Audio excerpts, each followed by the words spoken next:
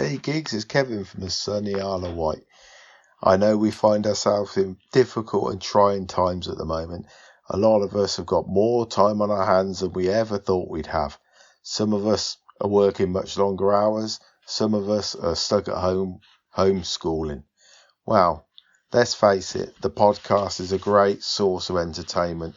There are lots and lots of back episodes well worth a listen, just to keep us in that Disney mood while the parks are closed. And if you've been affected by the park closures, if you've had a cancelled vacation, why not rebook it with one of our travel agents? Give them that boost they need in this trying times. Remember, it's their livelihood. Please, if you've not used a travel agent before, use one. It costs you nothing. And just remember, guys, we're all in this together. The community will pull us all through. It's difficult times, but there is light at the end of this tunnel. So just remember your friendly travel agent and book today, because the G3 is only just over 10 months away. Bye, Geeks.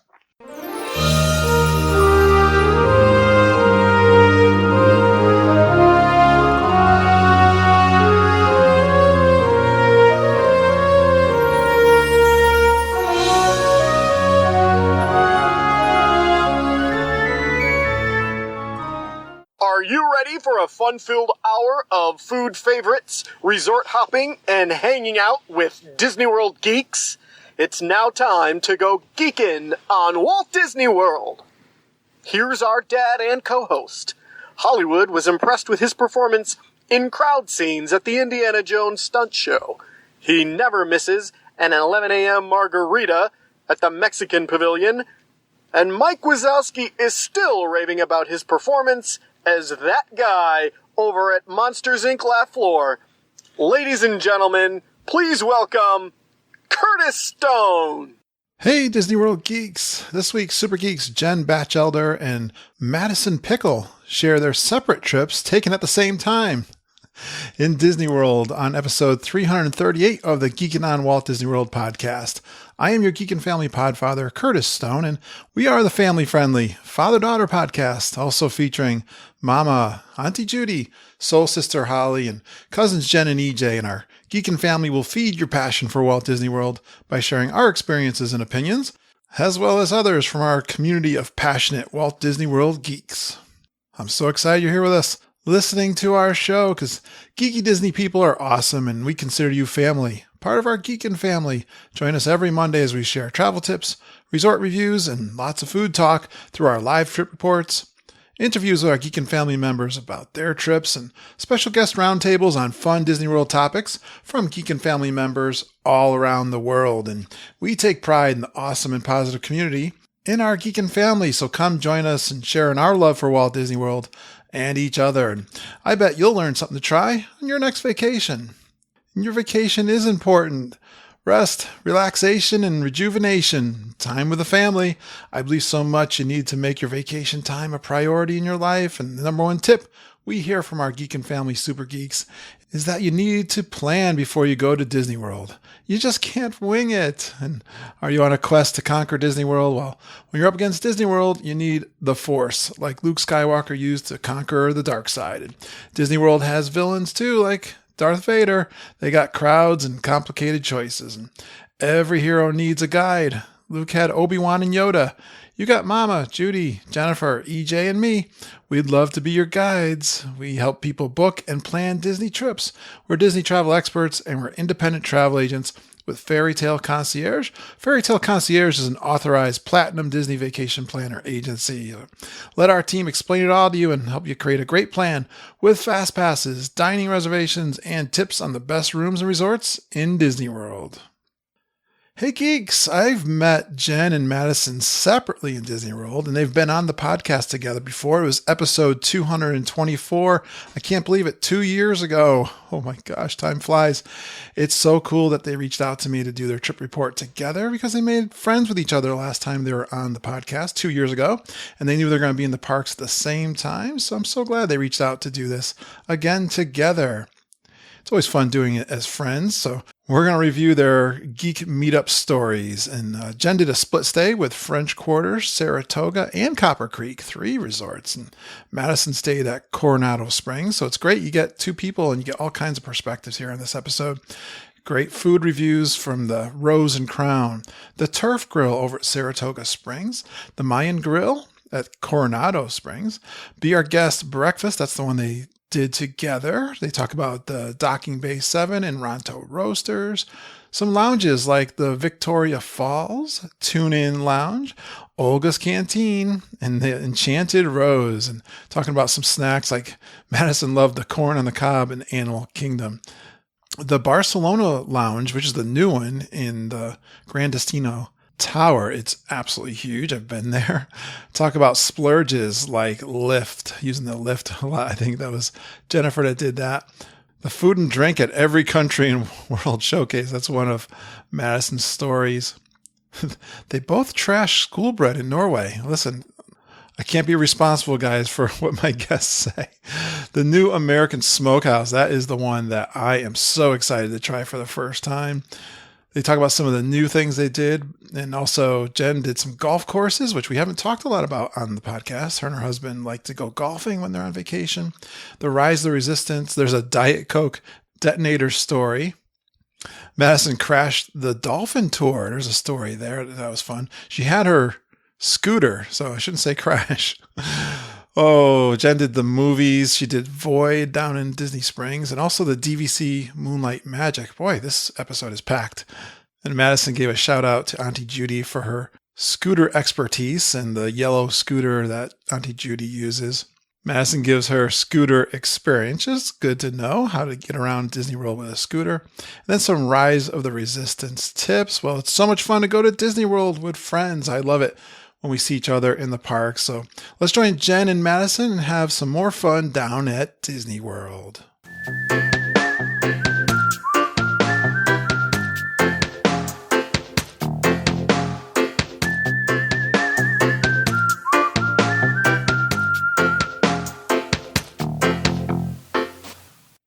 Well, these two were on a round table together. They'll have to clear this all up for me. So I think I got this story straight. They came, I think this was a time when I was interviewing people that I met in the parks a couple of Januaries ago.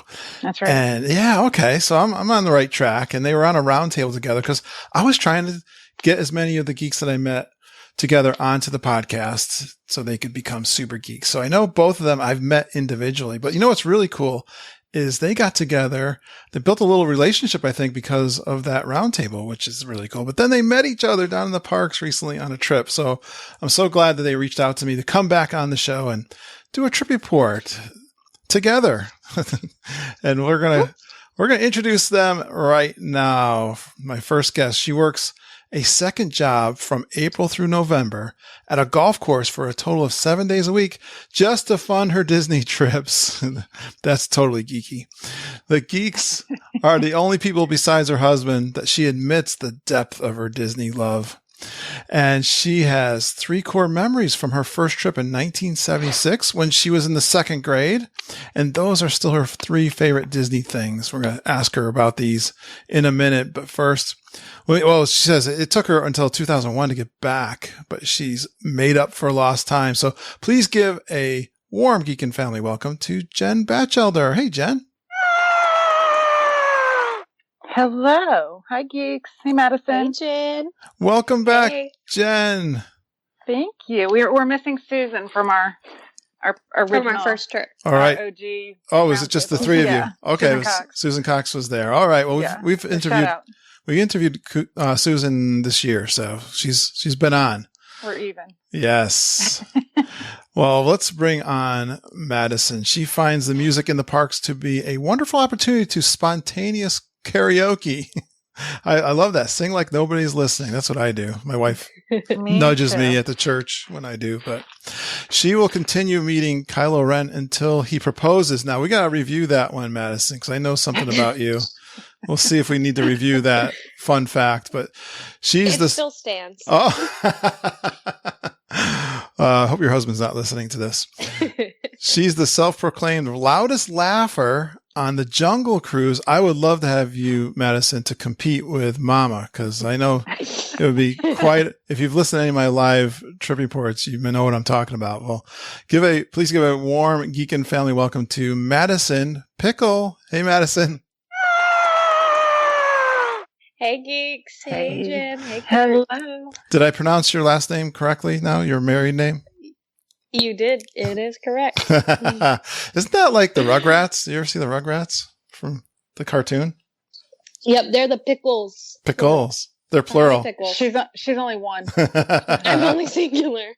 Well, see? Well, at least I heard something like that before, so wasn't totally foreign to me. Welcome, Madison. Hi. Right, so I met both of you guys individually. Do you remember, It Jen, was when I met you? when I logged onto Skype, it had our original conversation from our last trip report, and it was January 2018. Yeah, so it's been a couple of years, and that was the same time I met you, Madison, wasn't it? Same trip? Yes, same trip. So, Jen, I met outside of Bay Lake Tower. You were staying at Bay Lake Tower, weren't you, Jen?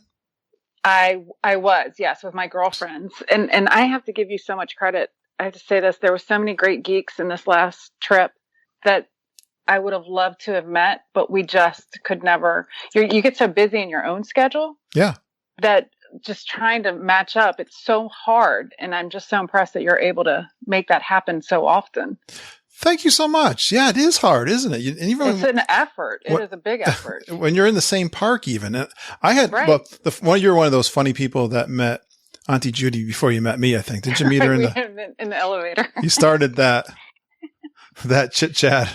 That's right. I ended up meeting Judy before you too, because Judy went and bought me a cup with our pass holder. Yeah. It was like a pass holder exclusive. And so I tracked her down to buy that for me. Well, Jen, I made an effort to meet you. I know we were chit-chatting and you were on your way to a DVC outing. Right. And I thought I missed you too. I think I was waiting there for you like a dork. And per usual, we were running late. So that worked out really well. That's what it was. Yeah. You were running late, but I got a good hug and said hi to your friends. And then, I make an effort. I do make an effort. I do enjoy that part. It's not easy. No. And the numbers you meet are that, like I said, there was a ton of awesome geeks that I would have loved to have met. Yeah. When we were down there and we just couldn't. Madison was the only one I was able to make happen. Amy Rose and I were even at Moonlight Magic together. And we just couldn't. It was crazy. Yeah, right. Well, even with Madison, we had plans. Everyone always talks about the breakfast over at Boma. We had reservations, but, yes, we are Disney experts, but we made the mistake. Even us experts make a mistake. I don't know if this is much of a mistake, but we weren't thinking it through. I don't think my Disney planners when they booked Ohana the night before and then Boma for breakfast. No. Right? You have to be That's a lot. Professional eater to manage that. Even I couldn't pull that one off. And we looked at each other and went, I don't know if this was, but so Ken and I think we had plans for Animal Kingdom. And I believe I had Ken drive me over to Animal Kingdom just so I could meet Madison. Oh, yeah. And it was early too. You made a big effort because that was the morning we flew out. So we had like a 7:00 breakfast or something. Oh, wow. Yeah. 7:30, I think. There was some reason I wanted to meet Madison. So, but yeah. Good energy. Yeah. So she's probably one of the ones I worked the hardest on, if I think about it. Oh, Madison. Thank you. I am honored. That was fun. I wanted to see. Yes. Then I'm looking at the food. I'm like, how's everything at the Boma breakfast? Just grab a piece on your way out. So you guys are a lot of fun. Thanks for coming on the show together. Our pleasure. Thank you. Jen, I want to know. So let's see. The one that needs really the one to dig in. What are these 3 core memories from 1976 for you? Oh, one was meeting Minnie Mouse, and she has ever since been my favorite character. Cool. I love everything Minnie Mouse. Nice. And the other was getting those, I don't know if you remember, but they used to serve orange juice in a big plastic orange. Oh, okay. And it tasted like, the orange juice immediately got hot and it tasted like straight plastic. But I just remember that was the coolest thing. And that's what Orange Bird was tied to. That was part of the Florida tourism campaign. So I love Orange Bird, Minnie Mouse. And then you used to be able to paint the wall. Well, it was fake painting the wall over at Tom Sawyer's Island. Oh, I think where that quick service is. Do you remember that? They used to have fake buckets and paint, and you're going way back on. I didn't go to Disney World till 1999. That was my first time. I was an adult. Yeah, that was 1976. Okay, that's awesome. So great memories as a kid. It was impressions. Put the impression on you. It hit at the right time, apparently. So how come you have a hard time admitting your love for Disney to your friends? I just don't feel like they get it like geeks do. Like they not tolerate it, but they're like, yeah, no, that sounds awesome. They don't understand that just wanting to go back to the bubble. Yeah. Time and time again. Yes. And when they come with me, like we bring friends and I plan the perfect trip for them and they have a great time, but they have other places they want to go. Yeah. Which I don't understand. So I just try to keep it low key. Yeah. I don't talk too much about it. I have fun with this, and I've learned to not care what people's reaction is. Right. It's almost like an experiment for me now because I'm a Disney podcaster, and they think I'm even weirder, right? Because that sounds like a job, like a career. Exactly. Like, what do you talk about? Like Disney World? What do you think we talk about? Yeah, like there's not enough time to talk about it, actually. So I get even more grief, but again, I look at it as an experiment. And then I get the other reaction like, oh my gosh, I just got back. I go every year. I'm a DVC. I was like, oh, maybe you'd like to listen to my podcast. So it's just so easy to have to not over explain everything. Like with Geeks, you can kind of like talk in shorthand. And they get it. This is a common thing. I wanted you to expand on it because I think everyone that's listening to the show on a regular basis knows exactly what you're talking about. So, right.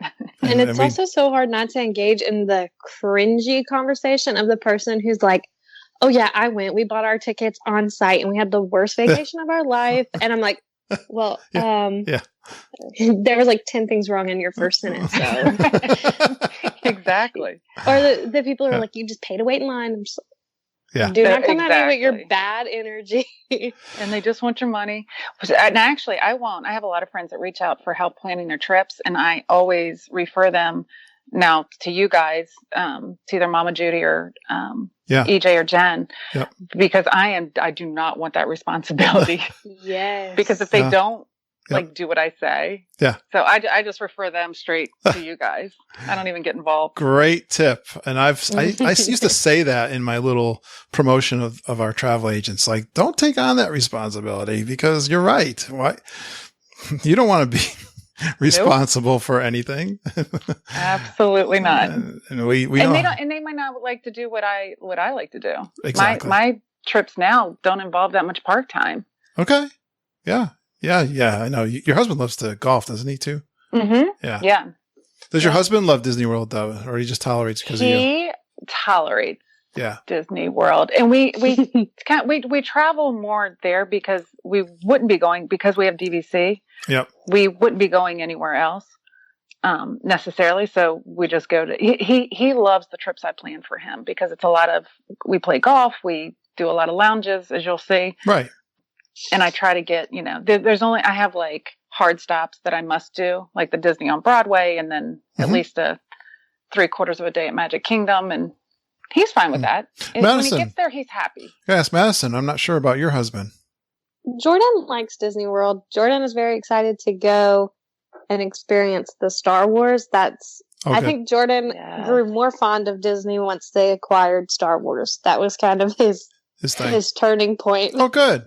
But yeah, he likes Disney World. He's just less interested than I am. Well, let's cut him some slack. I mean, how could he be? Yeah, it's a pretty low bar.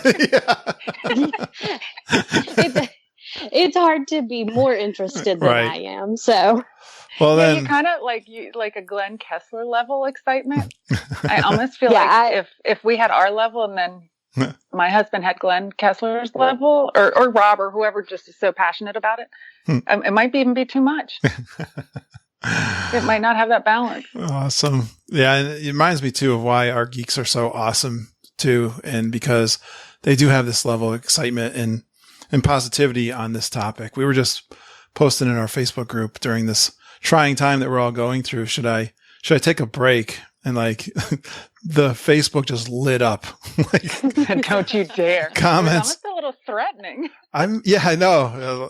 Like I was actually thinking of doing it. And I mean, but it crossed my mind. I mean, should I be talking about, light stuff? Yeah, light things during this heavy time. And it's, but the answer is absolutely yes. I know. It was great confirmation to hear that for me, but all right. Oh, good.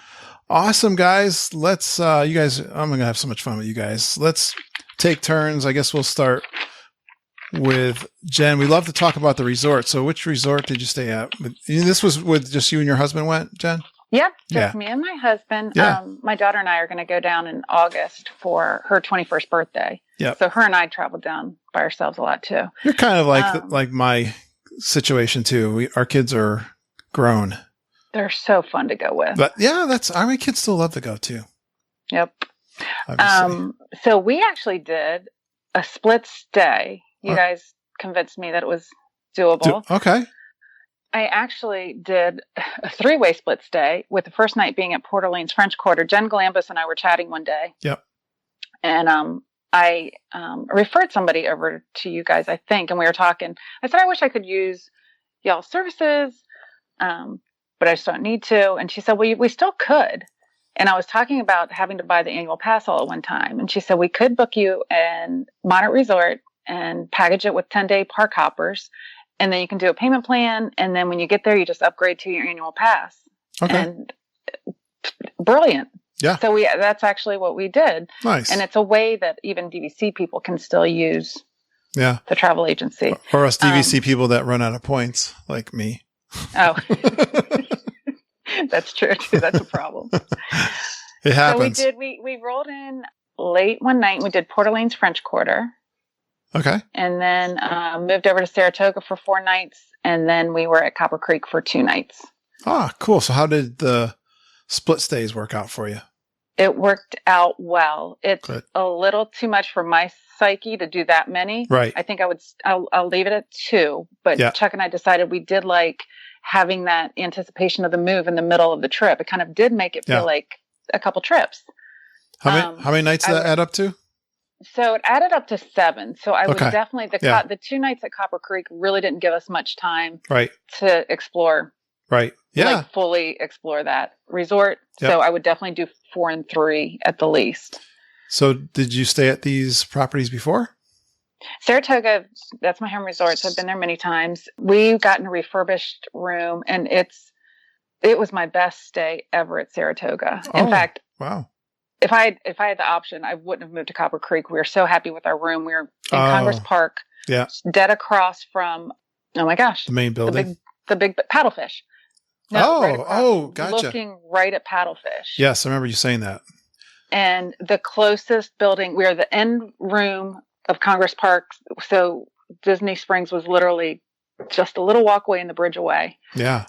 And the way they've refurbished those rooms is just clean and nice. Beautiful and bright, and they're just wonderful now. So I've not. That's one of the ones I've not spent time in, and I visited there when we were at the G3, and Kevin Curtis Allen and his wife Deborah were staying there. We sent them off their way and had lunch over there. I thought it was really nice. Where do you rank Saratoga Springs, Jen, in your deluxe resorts? Is it up there high on your list of favorites? It is high because it's got a big place in my heart, because it's my home resort and it was, where we bought into, and it's very convenient for golf, and we love Disney Springs. So it ranks up there pretty high for me. Transportation, more than anything, is the most important thing to me when it comes to ranking the resorts, like what I'm close to. Yeah, I was going to say that's kind of my thing, like to be like at a Bay Lake Tower you can walk to, or beach club or something, or that's where that ranks high for me. But do you like the distance there that you have over at Saratoga Springs, or you don't mind so much? I don't mind it at all, because we past couple trips we've just used lifts everywhere. Okay. And they'll come right outside of Congress Park. That's another thing my geeks do more than I do. Yeah, that's going to be. I just wrote that under when you said we're going to talk about splurges. That's what I wrote. That's all right, nice, very good. Splurge. So did you stay at French Quarter before? I've never stayed at a Moderate. Before we bought DVC, I'd only ever stayed at the Contemporary and Polynesian on cash stays. All right. Yeah. And So we thought it was lovely. yeah, We didn't get much time. Right. One night. Yeah. But it was the day of the Princess run. Okay. So the energy there was so cool because all the runners were coming back from their runs and the staff was out there clapping for them and they had their medals on and they were just limping on through. They looked so happy. Nice. So it was really, we really liked it. I would definitely stay there again. Jen, I have a question about the New Orleans themed resorts because I personally want to stay there, but then I talk myself out of it because I'm like, I don't want to stay at a fake New Orleans. But well, you still live in New Orleans, so yeah, I want to know if you felt it was. I definitely did. I felt like the names of the buildings, the vibe, even, the landscaping felt very like uptown. Maybe not as much French Quarter, but more uptown, like St. Charles area. Yeah, that's because I'm always like, I've never even stopped by, which I need to, even if I'm not staying there, just go swing by and check it out. But I'm always like, I can go to the real New Orleans in 3 hours. Why would I? Why would I pay money to stay at one? I like the intimacy of it too. It felt very cozy. Yeah, that's what we hear. Yeah. Always, it's fun to check out the food courts and stuff too, Madison. So. Yep. Yeah, I know. That's what I love to go eat food at other resorts. It's my favorite. Resort hop. Absolutely. Yes. All right, Madison, where did you stay? We stayed at Coronado Springs in, they're all newly updated, I believe, but it was beautiful. The upgrades were amazing. I've never stayed there before the upgrades, but just looking at pictures, it was absolutely beautiful. Yeah, we hear good things about upgrades. I think our geeks, that's another thing. They love upgrades, boy. They're all over that.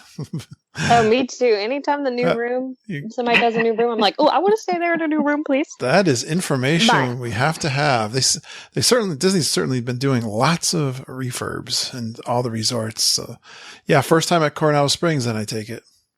Yes, it was. I spent a lot of time at the resort. Good. Or more than usual. I'm usually parked nonstop, but with the broken foot or broken ankle, it was just, I needed a lot more relaxing time. Yeah. And we've been having a stressful time before that. Jordan's dad ended up having a stroke the weekend before we left, and I went with his little sister, and so we were just mentally exhausted. Sure. So I've spent a lot of time at the resort. But it gave me more time to explore it, which is something I never do. Oh, good. Well, I'm sorry for all those bad things, but tell me about the resort. So many good things to say. The tower is absolutely gorgeous. If you've ever stayed at one of the Golden Nugget casinos around the U.S., very similar style. The golds and the reds and the pretty metals. And the bar downstairs, I can't think of the name of it now. I want to say it's like the Barcelona bar, but that seems very incorrect. That's in the Tower of... Yeah, in the tower.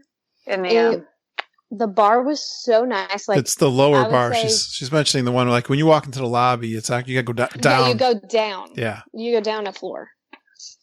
There is another. There is another one though, Jen, at the top. At the top. Yeah, I was amazed. They when I was there, they were having a firemen's convention, and that is the biggest bar I think I've ever seen in my whole life. Oh my gosh, it's huge, right, Madison? Yes, yeah. It's like this.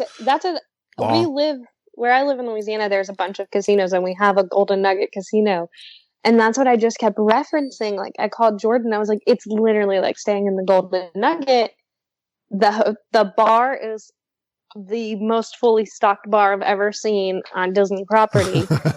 It's massive. I felt like I was in a casino. Yeah. Oh, it was so nice. The food, we'll talk about that later, but the food on the resort property was amazing. But just the views, like they have that Three Bridges restaurant now. Right. And it's all lit up at night. And they've done a wonderful job there. It's gorgeous. I'm very excited about that one because that one reminds me. Jen was talking about Copper Creek and the Geyser Point is over there. I think that's a fantastic. When that first opened in I wasn't able to get there till like my third try, but now that I've been there, it's got that outdoor feel, and I missed the Three Bridges one. So tell me all about it. Rub it in, Madison. How great is the Three Bridges that I didn't get to go to this last trip?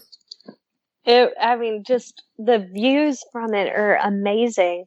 Oh, cool. I didn't sit down and eat there, but I did pick something up to eat there. So we'll talk about that, I guess, later when we get on to food. We're almost there. But it really was. I can't say enough good things. If you want to stay moderate, and it's at the lower end of moderate, which I was a little bit surprised. I'm not sure if that's going to stay when they're finished with the lobby. That's the only complaint, and I didn't really have a complaint, was that there was a wall blocking the restaurants from the tower. So if you were in the tower, you had to go outside and then go back in a separate door to get into like where the food court was and the restaurants were, the coffee shop, the gift shop, because they're still doing construction in that section. But I'm sure when that's done, it'll be flawless. Yeah, there's always construction that we're working around. Seems like these days it's a common occurrence. Did you stay some time at the pool there that's in the middle of the resort? I went by it, but it was pretty chilly for our trip, and I didn't pack any swimwear. Chilly. Was it? Yeah. You guys were there in February. I know. Yes, it was so cold. I said chilly, but it was, some days it was just cold. Yes. I learned something that I never had heard from before from a cast member, and you're from, like you said, Louisiana, but he said, the thing about, maybe it's the same true as in Louisiana, but you're cold because of the temperature, the dew point. The humidity. Yeah.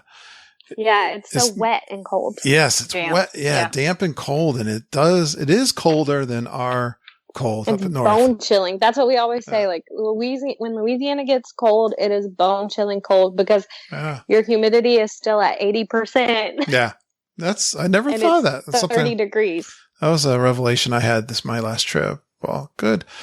Well, I didn't ask you, Jen, about Copper Creek. Was that your first time staying there? It was, and I liked it. Yeah. I didn't love it, and I mentioned before that transportation is the most important thing to me, and being able to get to something easily. Yep. But the one transportation snafu I had was, we had, the morning I met Madison, we had 8:00 breakfast reservations, and I could not for the life of me get to the Magic Kingdom. Lifts were like 20 minutes away, no minivan, the boat wasn't running yet. It was a mess. Okay. Yeah, that happens. I like the vibe. Yeah. I like the vibe a lot. Right. I just feel like it's a little, even though it's so close to everything, I feel like it's a little out there. Now, when I made our schedule, so that was just like Magic Kingdom and monorail crawl days. Okay. And that's we golfed over at Magnolia, which is right over by the Polynesian. We moved over to there as well. So we just did stuff in that area. Yeah, because you're there. But for being so close to everything took so long to get to. That is an advantage. That is one cool thing too when you're resort hopping. You do those things that are in that area of that resort. Schedule it that way, right? Yeah, I like that part of it too. Good deal. Yeah, let's get into food. You ready for food? You got something else? Let's talk food. Of course. Food. Jen, let's go over some of your favorites for food. Madison, did you say your sister-in-law? Yes, my sister-in-law. She's 20. The two of you went? Yes. Oh, I was almost assuming your husband was there. Okay. Nope, he stayed back because not everyone plans a Disney trip the month after their wedding. So he was maxed out on vacation days. We don't need those people in our lives, but they're out there. They are out there. And so he was maxed out on vacation days, and so I took his little sister. That's cool. All right, Jen, you want to start with one of your favorites from your restaurants? We didn't do a lot. Our big splurge dinner was the California Grill. All right. Because we played golf and a round of golf. That's high season for golf, and it's like a California Grill sit-down dinner. So we just did that instead of big dinners. And we're more loungy and snacky kind of people anyway. Yeah. That's good. So we hit all our normal... We're going to talk about those too. favorites. Yeah, we did Rose and Crown for the first time. I'd never eaten in the dining room. Oh yeah, how was that? It was good. We got the scotched egg, or scotched egg, whatever it is. Scotch egg. It was really good. All right, here's the big question from Kevin Curtis Allen, because he's thinking this as he's listening to this. It was warm. It was not cold. See, he always tells me they get things wrong in the UK pavilion. Does he think it should be warm or cold? It's supposed to be cold. Oh. Yeah, I think I'm guessing that right. Pretty sure I like my sausage warm. I know. I kind of liked it that way. Sorry, Kevin. We're weird. We're Americans. Well, yeah, I'll tell you, if anyone hasn't heard me say this, one of our big surprises was the fireworks package we did at Rose and Crown. We loved it. It was Yes, I was thinking about you guys. I bet. And I would recommend that to anybody. So what did you have? Do you remember what you had there? Yeah, I had Chuck had a curry of some sort. He's definitely keto. I'm kind of a lazy keto. All right. You cheat on vacation? He stayed to it much better than I did. I'd eat the occasional French fry. You can eat a lot of Scotch eggs on keto, probably. And the occasional large order of nachos in Mexico. Well, yeah, that's Geek and Law. So it's Geek and Law. So what are you gonna do? I felt like I owed it to you. We don't have a keto version of the Geek and Laws. So he had a curry, and then I had the grilled salmon, which was really good. We were eating kind of early, and we knew we wanted to do some snacking around. It was the last day of Flower and Garden. No, not Flower and Garden. We knew there was a couple. Last day of Arts Festival.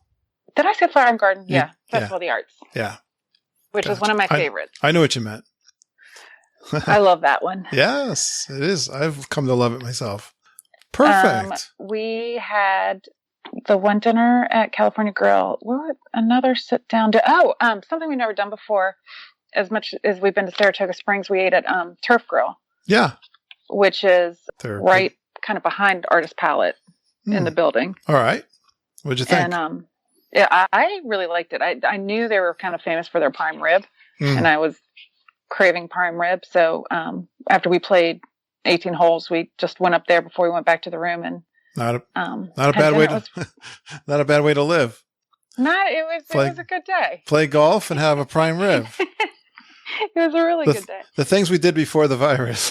The prime rib was better than my golf. We'll say that. What's that? Your golf was... The prime rib was definitely better than my golf game that day. I'm going to ask you about golf in a second. Let me get Madison in with a couple of her restaurants too. We had reservations that I snagged from Jen for storybook dining, and then it was on the day we did Epcot, and we were so tired I ended up canceling it. Well, I actually canceled it the day before because we were so tired from our first day that I was like, after a day at Epcot, there's no way we're going to make it to... Yeah, and you don't want to do something if you're tired. You might have a bad impression of it. Yeah. A dinner reservation. So I was so sad to cancel it because me and Jen worked so hard to get that reservation. To coordinate it? Yeah. Both of our anxieties were at 100%. Not an easy one to get. Wait, now. Not an easy one. We got it, and then I canceled it. But we ended up eating at the Maya Grill or Mayan Grill. Oh, yeah. I'm going to get it wrong. At Coronado. Yep. It was amazing. I've heard good things. That's so funny you say this because I've been wanting to Lindsay and I have canceled our trip, and we were going to do it when we were going to go in May, but that's a whole other story. Yes. So canceled? Yeah, we're canceling. She got a job. So go Lindsay. Oh my gosh. Yeah. Lindsay, that your job makes you canceled. Yeah, she got a brand new job. So but plus with what's going on, it probably won't be happening anyway. But yeah, no, I'm sorry, I'm interrupting you, but I can remember interviewing a couple that said, you got to do the Mayan. That's been stuck in my mind for so long. And I've never, it's kind of out of the way too, right? If you're not staying there.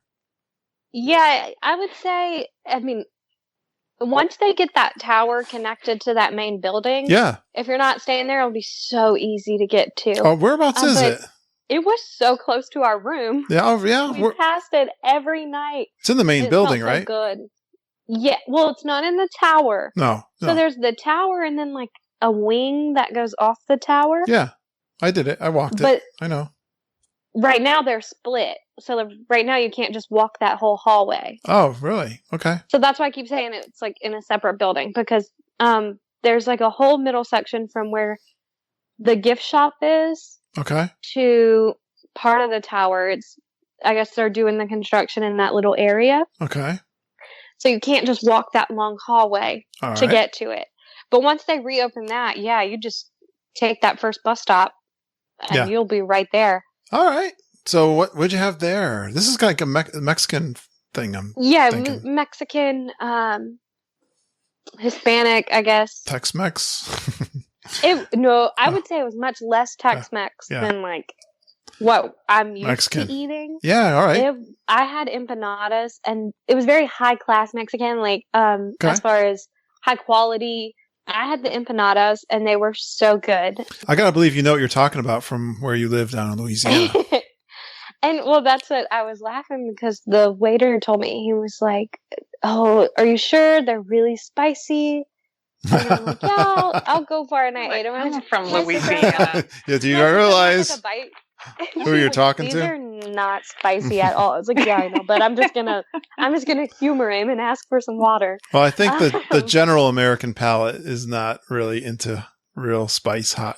Yeah, that's what I was like. I mean, to me, they were perfect. I think I could see how other people would probably find them spicy. Okay.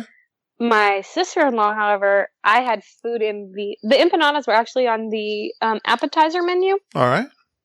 But I ended up just getting that and the tortilla soup, which was green. It was a little bit of a shock. He poured it, and I was like, "I'm sorry, what is that?" But it was so good. We were so cold, and it was so warm. And the queso was amazing.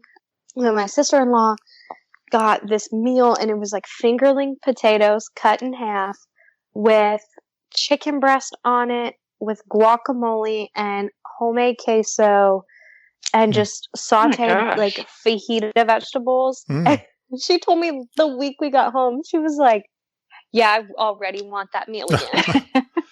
All right, this is not fair to me. I lost 20 pounds since I went to Disney World, and You are killing it. You're killing me now. This sounds. No, I'm all about this. it was so good. Yeah, that's. Which, I'm so glad. Jen, I feel like if you Glad to got know. it without the potatoes, it really could be like a dirty keto type meal. Dirty keto. Potatoes are dirty keto. No, the potatoes are on my diet. Oh, It's totally included in my keto. all right. But we're not going to I diet. feel Why like I'm it not would be losing easy any to weight, by the way. adjust. That sounds like it would be right. Like I like that whole vibe of food. Yes. Oh, we It also was had so good. Madison and I both had breakfast. That's where we met. Yeah, the first Had time. be our guest. We both had pre-park opening, which we didn't know the other one had it. Oh, really? Yeah. Yeah, that just was by luck, and they were really close. Yours was 8, mine was like 8:20. Oh, perfect. Except for Jen was late. No, I was late. Compared I was to Madison, pushing it. I was early. Oh, She had more She had more transportation problems than I did. Blame it on the scooter. It wasn't me. Yep. Yeah. Did you miss a bus because 2 scooters were already on it? Yeah, and it's Or just more? I only had it happen twice. I had really good luck all the other times. We're but usually pretty good too with our It scooters. was 2 very important times. Oh, yeah. Of course, the time that you want to meet your friend Jen. Yeah. I understand. But they listen. My cousin. Oh, so my sister-in-law is who I went with, but my cousin actually, it was her little girl, my cousin Jill, that went with and came and met me and Jordan the last trip. Her little girl turns 4 on Leap Day. She's a Leap Day baby. Oh, So they went at the same time as us and we met up, but they had Be Our Guest at 9 and Okay. they got there at like 9:30 and they still let them eat. oh, okay. I'm pretty sure. Oh, yeah? Yeah. It was, I mean, she was freaking out. I was like, it's And- fine. Disney is so good about late reservations. I know. I haven't had a problem there either. I was late an hour to my flying fish, but it was their fault because of the Skyliner. That's a whole, you've probably all heard that story, but yeah, it was crowded this time you were there too with this Princess Run, wasn't it? It It was horrible. every day I look back at touring plans. How did we do the day before? Yeah. And it was supposed to be 6, 7, and 8s when we were there, but every day was, we said it was going to be a 6, or we said it was going to be a 7, and it was a 10. It was a 10. It was a 10. It was a 10. Yeah, we've heard these reports. That day in the Magic Kingdom. Yeah. My goodness. You guys, we were planning for our next G3 in February. Yeah. And hearing your reports of the crowds convinced us to move it out a week. Yeah. From what we were planning. We're still going to have challenges with it being the marathon, because that marathon just brings in so many people. Yeah. I just figure it's better than the President's But it's Weekend. definitely better than the other option the week before. Yep. All right.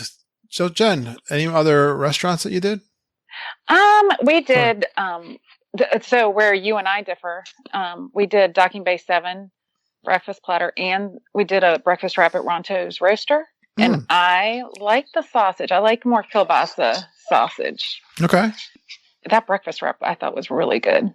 I skipped that breakfast wrap because I'm really particular on my egg sandwiches too. Like I didn't want to try it and then be disappointed, Jen. Like I couldn't understand. I just couldn't bring myself to be, because the Ronto wrap, and I posted this on our group because you got to admit mine looked a little lacking for that coleslaw stuff. Like where's all the cheese stuff? And the egg? It looked a little bit better. All right. So I'll give it a try again. Yeah, if they just stuffed mine with more coleslaw, in sauce, I've been good to go. So good. What do you think of the Star Wars food? I liked it. It's not huge choices, but there's not that much to do to spend that much time. But you do find yourself waiting around for your boarding group. Okay. Yeah. So it's good to have something. We mobile ordered any time that we were in there, so that worked out really well. But we liked it. I glossed right over. You guys did the Be Our Guest breakfast. How did that? Did you finally get there and have breakfast? Yes. Chuck and I split because I knew we were going to leave there and go do like a modified. That was our departure day, and we had a late flight, so I knew we were going to go do a monorail crawl. Oh, yeah. So we split the Bell sandwich with the 2 poached eggs and the bacon and the croissant. Just didn't eat the croissant, which when you don't eat the croissant, it's not enough food when you've gotten one. I was going to say, I don't understand the split concept, but I don't either, except he saw somehow. I sent him a screenshot of the menu choices so he could pick. Yeah. And he saw that it was $30. So he's like, what is $30 for breakfast? And I'm like, well, they have pastries we're not going to eat. I said, what if we just split something? He's like, that's a much better idea. Because I usually keep him out of all Disney cost conversations. Yes, that's a need to know basis. That's for a him. strategy. Yeah, it's a good quick service on your meal plan, though. It is. If you're on the meal plan, meal plan just doesn't make sense for us as much as we like to do lounges. I understand. What'd you have over there, Madison? Remember? Is that any good? I also split with my sister-in-law. Grace and I split the Feast a la Gaston. I feel like that's the perfect amount to split. We saw that, and we should have gotten that. Yeah, it comes with bacon. It comes with sausage. It comes with eggs. Right. Maybe potatoes. I feel like I'm making this up as I go. I think it was. I think it did have potatoes. And all the cinnamon buns you can eat. Grace might have eaten those if that was the case. And then, it has the pastries as well, which we did not skip on. All right. So I feel like if you can split, the Feast a la Gaston is enough for me and Jordan to split. Good tip. So it was definitely enough for me and his little sister to split. Yeah, I think we got a good tip out of this. That if you're not on the quick serve, do a split. Yeah. Don't tell your husband. Don't tell your husband. Expensive. Yeah, don't tell your husband. Then go do lounges. And he'll forget all about it. Yes. Don't tell him how much it costs for your eggs, and then as he has a couple scotches over at the pub crawl, he'll be all set. All right. That was a major slip in my. That was a rookie mistake. That was a rookie mistake for me. Sometimes we do that, even us experts. That could have been the easiest one to get away with because you could have just pre-ordered and he never would have. I did pre-order. That was a stupid mistake. He saw the menu. That's another tip. I sent him the screenshot that had the prices on it. If anyone scribble them out. Doesn't pre-order, you are doing it wrong. Yeah, that's another good tip. Definitely, you can pre-order. What is it? A few days before. Yeah. I think it starts 30 days. Yeah, I made mine 30 days. A few weeks before. Yeah. But also, Jen and I were in the same dining room, I'm pretty sure. Weren't you, Jen? And then we kind of went in and sat down. So we were in the ballroom. And we went to explore the other two because we wanted to see them. So you weren't in the Rose room. You were in the other one. The library? I don't know. It was right off to one. the side. The other one. The opposite side. Usually we just sit we just walk in and sit in that first ballroom, I guess, is the big one. So that's where we were, but I would definitely suggest going off to one of the darker rooms because they're much calmer and quieter. And I had that scooter and I just didn't know where to put it and I didn't want it to be in the way, so I asked to be pushed to the side. Did you guys pushes you to the side. Did you guys not see each other while you were at this meal? No. Oh, we did. We texted each other and found each other. Oh, okay. Whew. Was this your meetup? Was that the official meetup? That was the first time, and then they finished eating, and Chuck and I went off and did some Tomorrowland. I mean, oh no, I wanted to rope drop Peter Pan, which again, my husband's like, "Why are we doing?" I'm like, it's a sentimental thing. I got to do it. And then we went to Haunted Mansion, and then we did something else without a wait, and then wait times were on. Like it just got so lucky with the Haunted Mansion because first thing in the morning it broke down. Yeah, was that and then it was down for days. Yeah, it was down for like 3 days. Oh, so I didn't even get to go on it. That's a tragedy. Yeah, I was really sad. That is. My wife would have been inconsolable if that happened. I told Jen, it has been a long time since I'm sorry if y'all can hear my dog whimpering in the background. Jordan walked out of the house and I'm not in the same room as him. Yeah. So we're having a meltdown. Dog thing. I understand. I'm not hearing him, but okay. That just happens on our podcast. It's dog friendly. It's dog friendly. He can't see both of us, so it's a tragedy. Oh, hey, I know I'm talking about you. Please be quiet. He's howling. He's speaking to his people. He's like, please let me in this room. We were mind blown at the wait times at 10 a.m. Immediately. Yeah. It was so bad. I've seen wait times like that at 1 o'clock. Right. But it's been a long time since I've seen Magic Kingdom wait times like that at 10. But it's been a long time since I've been to Magic Kingdom at a 10 crowd level. Or on a Saturday. I never go on a Saturday. Or on a Saturday. My last trip in September was like night and day for crowds. Mm. We rode Everest 4 times in a row on my last trip. Mm. And the wait time for Everest was like 50 minutes on our Animal Kingdom day. And I was just like, what? You were there like first week of September?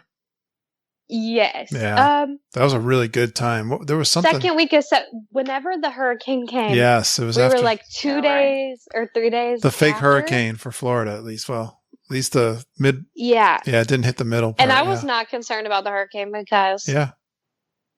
Pretty accustomed to them here in Louisiana. Right. But Florida gets a different type of hurricane. Like usually they get a little bit smaller. I know this one was predicted to be much bigger. Yeah, it was massive, right? Yeah, it ended up being really big. But that's what I kept saying. I was like, I mean, honestly, I would love to be locked down in Disney World. That seems like my dream. So yeah, I'm gonna go regardless. I love it. Well, let's talk, Jen. I wanted to ask if you have some favorite lounges and which ones did you hit? Any good experiences? Oh, I went to 1 or 10. Yeah, that's my longest. I'm looking at my list versus my restaurant list, and my lounge list is so. Give me some of your favorites. I mean, we're usually only an hour and a half show. Okay, so my favorite this time, because it was new to us, we'd never done it, but before we went over to Moonlight Magic, we took a lift to Animal Kingdom and went to Victoria Falls. All right. Which it was so lovely up there. And we ended up talking to an Australian guy who was a pilot and used to fly over Victoria Falls. And I'm pretty sure Disney planted him there as enhanced guest experience. But it was so cool to talk to him. He was a cast member. Probably. An actor. So our go-to, if we're in Hollywood Studios, we rope drop. We stop whatever we're doing. We rope drop Brown Derby Lounge. But at noon, right? It was 11, actually. They opened 11. They opened at 11. All right. But it was freezing, and it was just all in shade. So we rope dropped Tune-In Lounge instead, which is which is fun. What time does that rope drop occur? Same. They open at 11. 11. What do you have Then over at that's the when they tuna? start calling people for lunch too. I like their peanut butter jelly milkshake, but what's on the? Yeah, I saw somebody get that. I was so cold that I ended up getting chicken noodle soup and just eating like the broth. And I think Chuck got a wedge. Do you have a favorite, like, they have like a resort menu for drinks, don't they? Is there something that's like they do your go-to? Because we were trying to stay. I drink Tito's and soda with a splash of grapefruit, and he just drinks Tito's and soda. Okay. So the only real time we deviated from that, and we bring our stuff too, so we usually have roadies if we're going out. At Oga's, we had a Jedi mind trick, a Skyhopper, a Jet Juice. Are these alcohol? Those were alcohol. All right. He had 2 and I had 1 there. All right. Good job. But otherwise, we just drank what we drink. I mean, just Tito's and soda. What'd you think of Olga's? We liked Olga's. We happened to get, I can see if you're not in the right spot. Yeah. That it would be annoying because it's so loud. And if we were standing at a table, we happened to get to the bar and we were sitting next to 2 really fun girls and another couple, and the bartender was so fun. So we had a really good experience. I had 2 more reservations throughout the week that we ended up canceling because it was fine to do it once. Yeah, I think so too. And yeah, it's definitely a social atmosphere. It is. And we love that. We got it's not a true charcuterie board, but I think they just called it a meat and cheese platter. Yeah, is it a good one? No, it was so weird. It was the weirdest things on there. Madison, usually my guests are very positive, but that was direct. Sorry. It just wasn't the answer I was expecting. That just threw me. I don't know how you just mess up a charcuterie board, but I think it was themed. Oh, okay. So it just had weird things on it. I had one there. I guess I don't remember, but it's like I thought it was okay. Chuck liked it. He's more adventurous than I am. Like he's not willing to try the spongy thing. So good fun. We had a lot of charcuterie boards. Yeah, you kind of do your lunches in the lounges. I'm taking. That's what we do exactly. That's good plan. We hit Chuck Lindsay's. We hit the bar in Morocco the last day. So when we left Magic Kingdom, I can usually, if it's crowded, I can keep him happy with maybe a cocktail or something. But in Magic Kingdom, obviously, I can't do that. Yeah. So we just cut our losses and hopped over. We stopped at Tambu Lounge, took the boat over to Tambu Lounge, and then we we monorailed over to Enchanted Rose, which, that is my, one of my highlights too, because it's redone. Yeah. And it's lovely. Yes. What do you think the difference is now compared to before? First of all, it seems so much bigger. Yeah. And just the painting. And when you walk in, there's this huge yellow glass chandelier, but it looks like Belle's yellow dress. And I'll send you a picture of it because it's hard to describe. Absolutely. But I realized that's what they were going for. Yeah. And it's so cool. They have an outside, so it was really nice in the sun. So we sat outside on the porch. Oh, okay. Yeah, they definitely have expanded. So were you in the regular spot that was there before? That's right. No. Oh, you went off to the side there? Spot. That was straight ahead, like behind where the band used to play. This was over to the right. Gotcha. Yeah, I was wondering about that spot. It's pretty huge, and then there was a side room and then the porch in front of that. Okay. Wow. Lots of room. Yes. It might be a good place for a G3 meet. It seems like it was big enough. We did that ad hoc last time. Okay. Right after the Saturday where we had Kessler's Run and we had, our bingo game. We said, hey, well, Kevin and Deborah were going over for dinner. And so we're like, well, we're going to go over and have a drink. And then there's like, I'll go. About 15 people over there. Do it. That can work there. Yeah. That's right. I got you. And then at that point, we went over to finish up at Geyser Point. And then it was time to meet Magical Express. I love it. Good job. All right, Madison, did you have any other meals or snacks or something?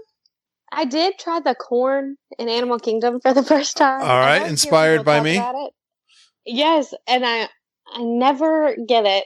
And so Animal Kingdom kind of, my sister-in-law had a friend who was a college program cast member. And so I let her Lexi was only off on our Animal Kingdom day, or she was only there on Animal Kingdom day.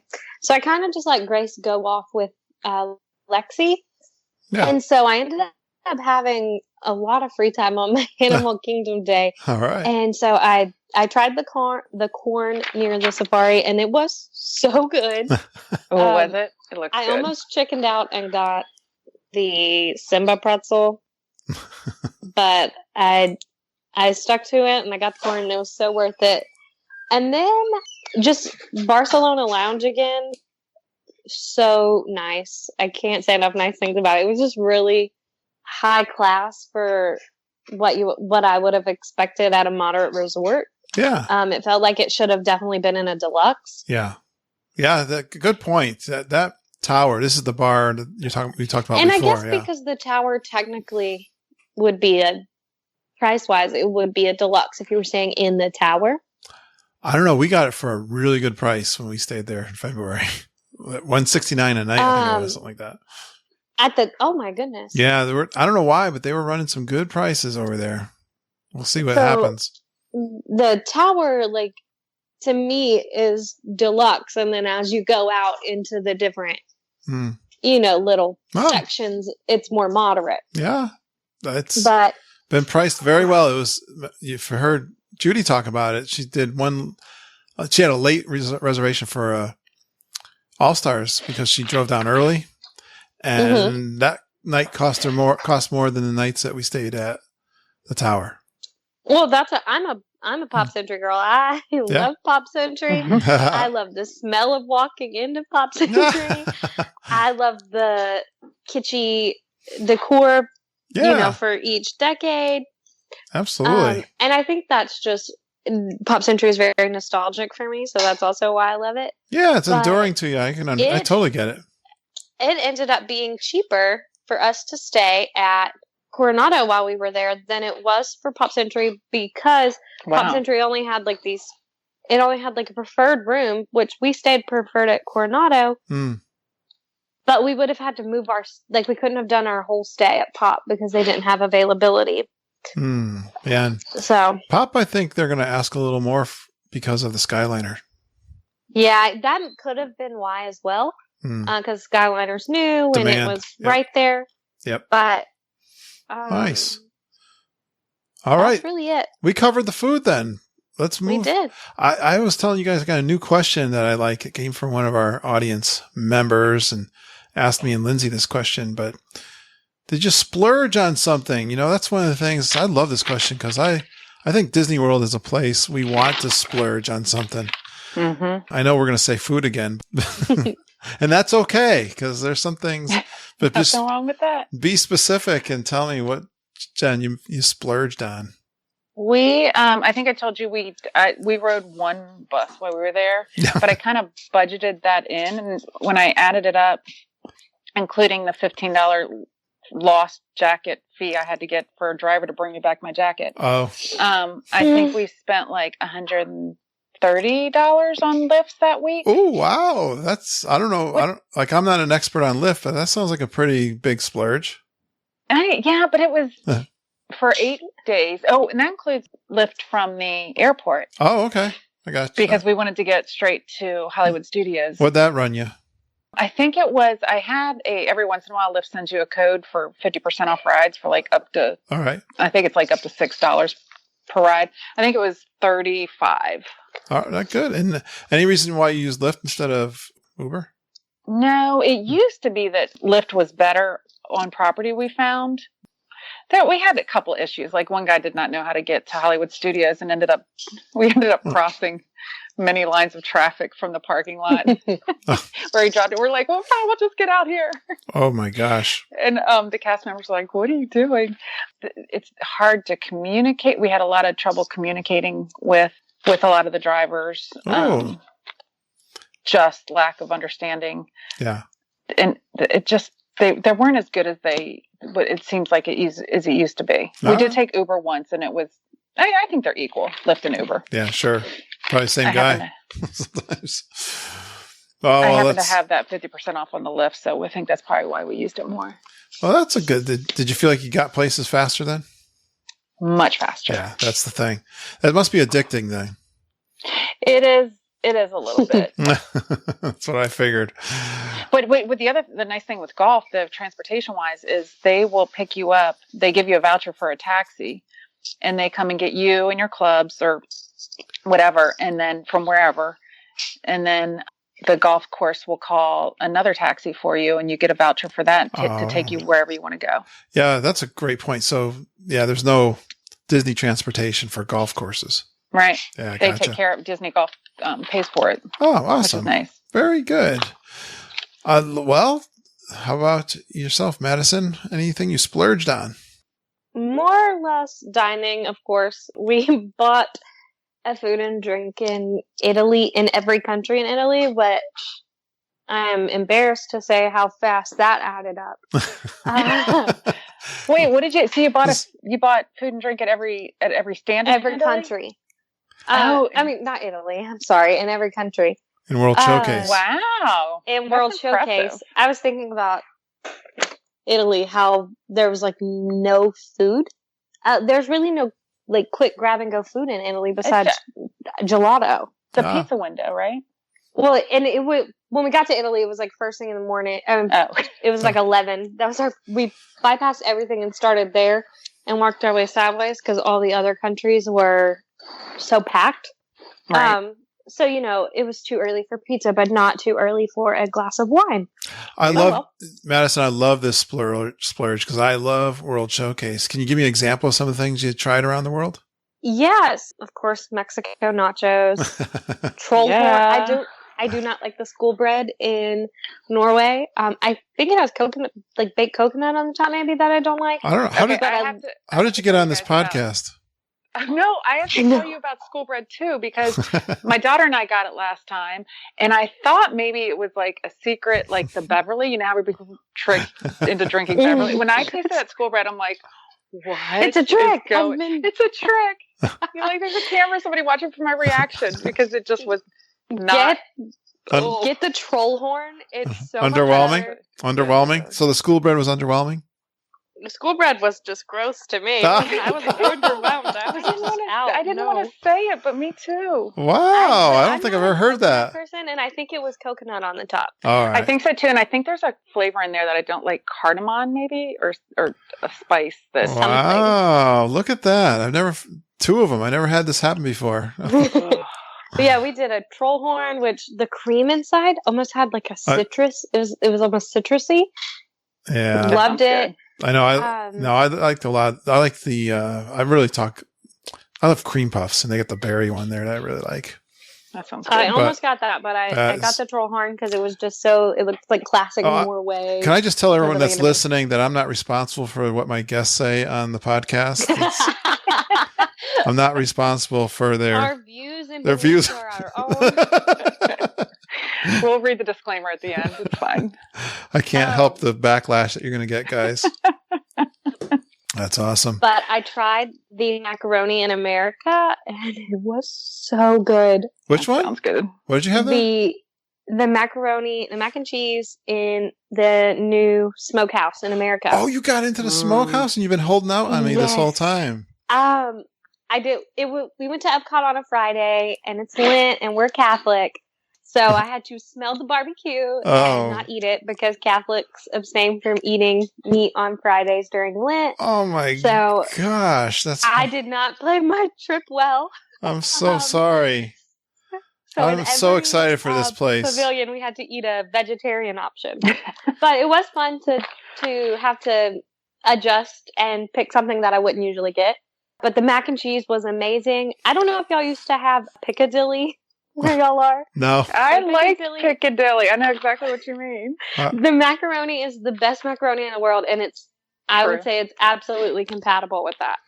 Well, or if you've tried Chick-fil-A's macaroni, they're all three that know they're using real cheese. This is pretty wild. So far, you're eating you're only into 3 countries. We got more to go. Also, we had no rules for what we ate. So some countries we had crepes, some countries we had meals. Yeah. It was a hot mess. Wow. You guys, you packed it in. I'm proud of you. I did try baklava for the first time, but it had cashews in it, and I don't like cashews, so I felt like that was a waste. Morocco? Yeah. That was the first time I've actually did a deep exploring of Morocco. So did you have a drink at every one of these places? Only at most of them. Some of them, we were still drinking our last drink. Well, Grace is only 20, so she wasn't buying drinks. I gotcha. So my pocketbook was hurting, and hers wasn't. Yeah, but I don't know. School bread with all these drinks. I don't know. I can understand that. And driving her scooter. And I was scooting around, so she's a danger. Didn't want to get a DUI. She's dangerous. That's fantastic. I love that. Any other splurges from you guys that you can think of? I bought a Spirit jersey and then came home and bought another Spirit jersey. Which Spirit jersey did you get? I got a Star Wars one, the one where the shirt looks like stars. Oh, I was going to say, I love that Mandalorian one with the with little... Baby Yoda. I know. And all week I kept saying to my wife, that's for girls, right? I mean, I love it. I love that color. I'm sorry. I almost got it, but I couldn't deal with Baby Yoda just being on my chest where it's located because it just wasn't family friendly. I don't have that problem. See, maybe it is for you guys. You wouldn't have that problem. And I'm pretty sure if my sister-in-law bought it, she wouldn't have that problem. But I like the size of them, though, too. I had the issue. I like the long Baby sleeve. Yoda was positioned. The child. Are they really comfortable? The child. So it makes it worse. I got the Tervis mug and stuff. On him. So, is it really comfortable? And it's like nice. Spirit jerseys are so comfortable. They look I've decided that I'm just going to buy a new one every month. You're going to live in it, right? Until my husband catches on and divorces me. They're very popular, I'm sure. And I saw like 2 guys out of 20 wearing it, so I'm like, I think this is for girls. I don't want to be made fun of. I'll surely Kevin Curtis Allen will never. I'm trying to think if I've seen a guy wear a Spirit jersey. I saw a guy in the Baby Yoda one. You did? Okay. I saw like 2 out of 20. And Baby Yoda was as he should be. Baby Yoda was just flat and living his best Baby Yoda life. Oh my gosh. I saw a couple in matching Spirit jerseys. All right. That I could pull off. That's cute. Maybe I could pull that off. Okay. Maybe I could pull that off. All right. Good job. you and Mom. I know. I got to buy one for her and said, "Look what I got for you," so I could get one. And one for me. Awesome, guys. Good job with that new question. So, how about Jen? Did you do anything for the first time? I know. You did your park hopping. I think it was the first time. So used Jen Galambos. That was the first time I've ever stayed at a nice. Thank you. Cash day. The split stay, which I will do again. I will leave at the 2 resorts and do a 3-night minimum. Yeah, at one. Definitely. They learned a little bit there, but it's a good thing. Played Magnolia Golf Course. I've played Lake Buena Vista, which is the one by Saratoga, a lot of times. But first time we played Magnolia, and if you can on the 17th fairway, I have a picture of Chuck, and the monorail is going. Nice. Behind, like, where can you be playing golf? Yeah, is that? And just have the monorail be going by in the background. Yeah, that's the one. Does that, like, you can see Grand Floridian or? Yeah, exactly. So from the 17th fairway, you can see the Grand Floridian and a little bit of the top of the Poly. And the other resort there, the military resort. Yes. So Shades of Green share where you check in. The clubhouse for Magnolia is also surrounded by Shades of Green, which I had never seen before. So that was interesting to see. So where did that golf course rank in your favorites? It's pretty high. It was beautiful. So the courses we have up here, we have warm days we can play, like at my home course, Queenstown. But the grass is all dead. So it's just beautiful down there. Everything's still green. Sure. We saw a little alligator in the water. I saw one coming out of the Polynesian and looking over at the golf. I saw a big one laying there one time. I'm always looking for them. They're so fun to see. I don't think that's the way Mama would put it. So Florida. No, that's true. I remember her gator thing. She's got a gator thing. That's funny. Stay out of the way. All right. So that ranked really high. And then so park on our first day. We usually take it easy, but him and I got right over to Hollywood Studios because I had a Millennium Falcon fast pass. And then the other thing we did was a full day on our departure day with the evening flight, which we decided we really liked. Okay. I thought it was going to be too much. Coming in. Really liked doing that and getting it was okay to get home that late. Get home late. Yeah, we do that. We always get up early in the morning for arrival and come home late. So works for us. Yeah, I didn't think we could handle it, but we did. Awesome. How'd you get home? Did you leave your car at the airport? Or? Yeah, the car is at the airport. My Lindsay picks us up. Oh, that's so see nice. her at the end. Beautiful. How about you, Madison? Did you do anything new? You guys are such experts and you go a lot. It's fun to hear that you did some new things. Well, I was just thinking how weird it was because me and Jen have one of the same. I also wrote down that I did a park day on departure day, which usually I'm an early departure because I want to get home, get my stuff together for the next day. We did Hollywood Studios and Disney Springs. Our flight didn't leave till 8:30. We did a full day of parking and I really enjoyed it. I think we didn't fly into New Orleans, which is where I usually fly into. We flew in and out of Houston just because of Mardi Gras being so close. The flight prices out of New Orleans were really high. So flying out of Houston, that was my first time ever doing that. I think I would pick a late departure on New Orleans flights more often now because the drive home from New Orleans is just a lot easier for me than the drive home from Houston. How far are you from Houston? I'm actually right in the middle. So I'm like 3 hours from Houston, 3 hours from New Orleans. New Orleans airport is just so easy to get in and out of. Oh, Did you drive home that night? Oh, yeah. Oh my gosh. Flight got back at 10 something and we just drove straight back, stopped at Buc-ee's, which if you've never been to Texas, you don't know what I'm talking about, but it's this gas station chain that is phenomenal. It's like a gas station with a store in it and like the best food in it. So that was our reward for driving home so late was we stopped at Buc-ee's. Getting something good. Interesting to hear. You got such a long ride. I wonder if a lot of our geeks we have a local airport. It's just really small. They don't have a lot of, and you have to transfer somewhere. So our local airport flies either into Houston or Dallas. Okay.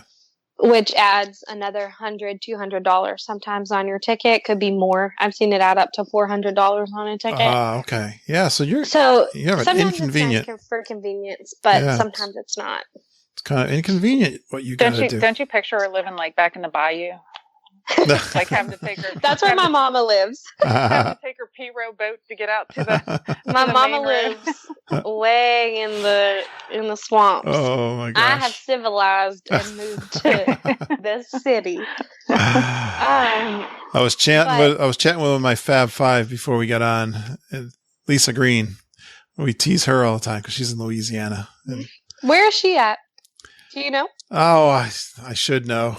She's definitely she's in Louisiana. We'll I'll figure it out. We're gonna. Not that many. I think I'm gonna record. I hope to be recording with her next. So I'm gonna try to do my Fab Five. I thought during this time reach back out. I'm coming up to my 6-year anniversary. I thought I'd reach out to each of them and have a podcast. Oh, that's exciting. Yeah, have a podcast palooza. They're all fun. A little reunion. Yeah, a little reunion, exactly.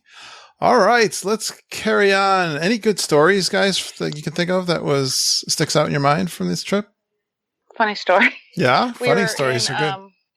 We found that in Rise of the Resistance, you could, if the ride is having hiccups, those cast members are so good at keeping you engaged and entertained. And afterwards, we realized, because it happened in 2 different spots, and afterwards we realized there was a halt in the ride. But they were like having us read stuff, and it just kept it exciting. That's good that they have that attitude. Those cast members are so good on that ride. Yeah. Or experience. We were on the part where you're standing on your circles, about to go to the first part. Yeah. And so she was first order. You know, ones that are super stern looking. Right. So she was like, everybody stay on their color. Look down and you look at what color it is. So me and this little boy cross, and he's like, you're on red and I'm on blue. And I'm like, I got you, buddy. So we kept like checking with each other, and she'd come by and she's like, what color are you on? And then if you look down, just to be sure, she was like, don't you look down. And we're like, oh my God. So I was super nervous about it. So the last thing that General, the guy that drives, whatever, he tells you, don't tell people about the rebel base. Right. Whatever you do. Yep. So she's like, she looks at me in my eyes and is like nose to nose. And she's like, where's the rebel base? And I was so freaked out about remembering that I was on the red circle that I was like, Tatooine. So Chuck like hits me in the back. He's like, what are you doing? You broke so easily. You broke. I know. And I said, I was thinking of more of the trivia question. Like she wanted me to answer. But meanwhile, of course, the rebel base isn't on Tatooine. That's completely wrong. Oh, okay. So you I actually gave her the wrong information, which was the right thing to do. Oh, I'm proud of you then. I see. I was all about to That's get what, when you said Tatooine, I was like, wait, that's that not right. Seems incorrect. You had me going. I My yelled Star at her. Wars I'm like, connoisseur is Tatooine. in the kitchen, but I can check with him. It was the only thing I could think The of. pressure got I was to so you. nervous about what dot I was standing on. Wow. It wasn't my fault. Well, I hope the rebels rescued you. Thank goodness it worked out. It all worked out in the end. Yes, we were able to get back to the base barely, but we made it. Oh yeah, we're not trying to give away things for this experience, but it is quite an experience, isn't it? Yes, even nerve-wracking at times. Good job, Madison. Do you have any good stories to tell? Well, I have a story that goes off of just how themed Batuu and Galaxy's Edge is. Yeah. So all I wanted to do was Hollywood Studios was one of our. I had to wait for like 3 buses to get to Hollywood Studios, and I couldn't call a lift because of the scooter. Right. It was just a bunch of madness.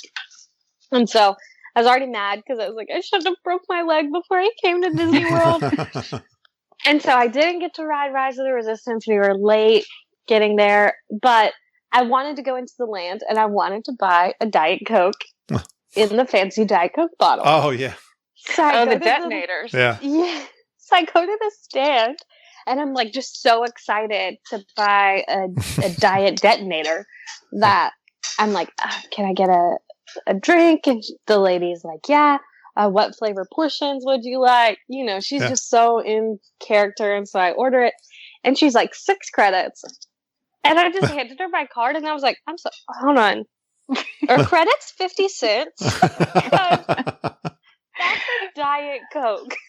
It's like an 8-ounce Diet Coke. We got one too. I bought a $6 Diet Coke, which Disney is just recycling the old Christmas ornament Cokes that were out in like 2000.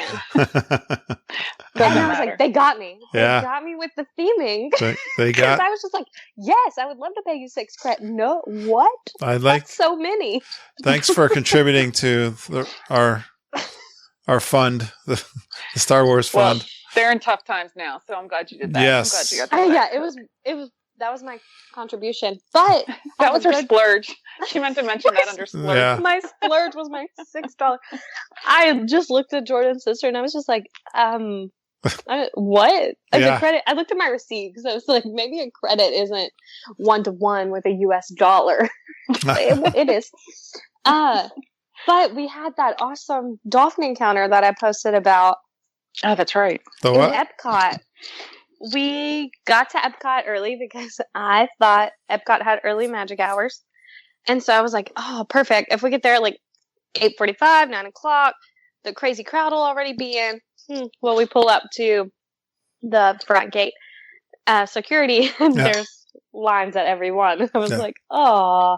Yep. But we had a Soarin' Fast Pass, so we didn't really have anywhere we wanted to run to. So I was like, let's just go do Seas with Nemo, and then usually in the mornings they feed the manatees. So I was like, we'll get to see them feed the manatees. Yep. So we went and did Nemo, and I am a sucker for that ride. Big Blue World, love that song. Mm-hmm. Me too.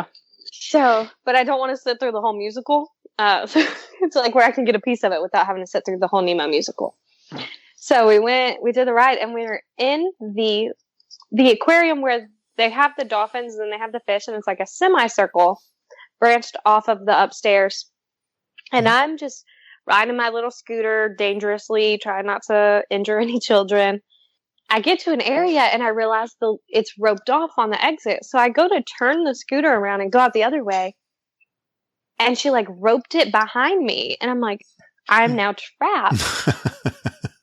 And so I'm like, oh man. And she's like, are y'all group 2? I was like, oh no, I don't know what you're talking about. I'm just trying to get out. And she's like, you're not group 2. And I was like, no, man. And then this other family is like, I think we're group 2. What did you get into? And she's like, a tour? So I think it was a tour. And she's like, well, do y'all just want to stick around? We're finishing up and we're going to do some magic moments with the dolphins. And I was like, is it going to cost me? Because I just spent $6 on a Diet Coke. So, an 8-ounce Diet Coke. Literally one sip. And she was like, no, she's like, just stay right here. Get with your family and we're going to do something. So she made us stand in front of the glass and then she called the dolphins down and she took those pictures and then we got to she showed us what hand motions to do to make the dolphins do different tricks. Were you in the tank? No. We were just in glass. A blocked off area. Oh, wow. And the dolphins came up to the glass. Really? Wow. And the trainers were there? Cool. And the trainer was right there and she was like, she would show you what hand movements to do. Oh, to make the dolphins do all kind of stuff. And I was like, thank you so much. I shouted her so out on cool. Twitter. Yeah.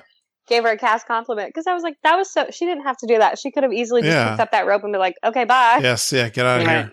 Yeah. You're not here. That is so cool. I had a similar experience. They have the dolphin experience and this was the first time I was standing there and I could see the tour inside the tank where they were doing the dolphin tricks like you're saying, but there's like a platform up there.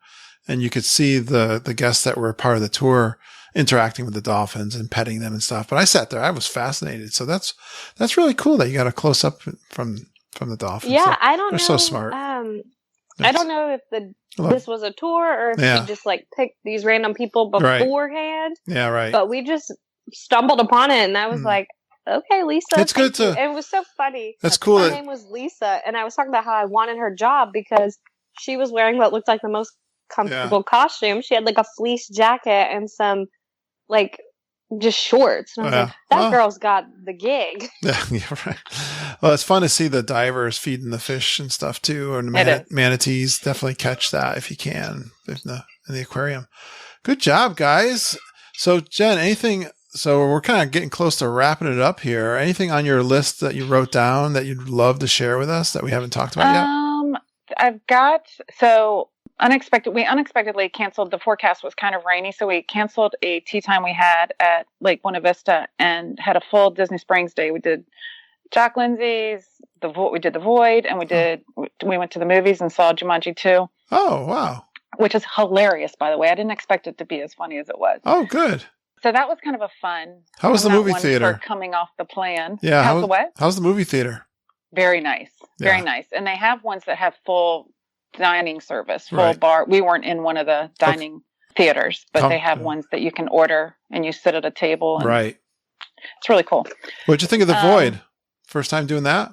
No, I've done Star Wars and I've actually done Wreck-It Ralph, but Chuck hadn't done Wreck-It Ralph. I'd done it with my daughter. Okay. So we did that one and it was just hilarious because we're the suburban cartoon characters instead of being a stormtrooper. Yeah.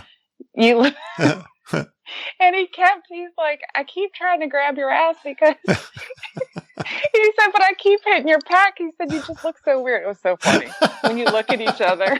Yes. It was really funny. So sorry, I cursed. We'll have to beep that. You can bleep that off. Yeah. But he looked like a grilling dad. Oh, it's so funny. Oh, wow. I haven't done the Wreck-It Ralph. Which one do you think you like better? I think I liked Wreck-It Ralph better. Okay. But if I'm with my family, I know they like Star Wars better. They like fighting. It is a good experience for sure, the Star Wars. Yeah. It is. The 3D virtual reality. I told you we got to do Moonlight Magic at Animal Kingdom, which was really cool. I've never done Animal Kingdom at night, and it was just a lot of fun. This was a DVC event, right? Right. We did that and too. And we're not big on characters. Well, Peyton and I'll stop for characters, but I don't make Chuck stop for characters. But we came out of It's Tough to Be a Bug, and 2 of the Caballeros were there. Oh, cool. So I jumped over and got to hang out with them. That was really fun. That's pretty rare. That's one thing I would guess with these special events is a good rare character meet. Yeah, and they were kind of hidden. Like, I stumbled upon them, and I'm like, "There's no line." He's like, "No, hop in with them." And they were so happy to see me. They were like doing the I, and then drew a heart and you, because I said, "I love you guys." Oh, so they were really sweet. What was your impression of this private DVC Moonlight Magic event? What did you think overall? We had done the Epcot one, which was not. It was okay, but because there's only 3 things open, there was just huge lines everywhere. Oh, all right. Epcot's just not the best spot for it. Okay. We loved the Animal Kingdom one. It was just quiet throughout the park. The dance party was fun. I think we had a 30-minute wait for Flights of Passage, which is my husband's favorite. We did a nighttime safari, which I've never done. Oh. Pretty much didn't see any animals until we got to Pride Rock, and it looks like they put out the stuffed lions because he was just as majestic as he could be, and then the ladies were like laying around him. Yeah. And it kind of has like a false moonlight glow. Oh. It was worth the dark ride through not seeing any animals just to see how cool they looked on Pride Rock. All right. Good. But we were I mean, we're so grateful for those events because it's such a nice thing. Peyton and I will actually be there during the Moonlight Magic at Typhoon Lagoon in August. All right. Good deal. So we're going to do that. I love it. Let me ask Madison, anything else on your list of things that we didn't cover yet that you want to share with us? I just want to give a shout out to Judy because I had posted right after I broke my leg about how I was so concerned about using an ECV and the whole scooter process. And she recommended I call Yellow Scooters. Yes.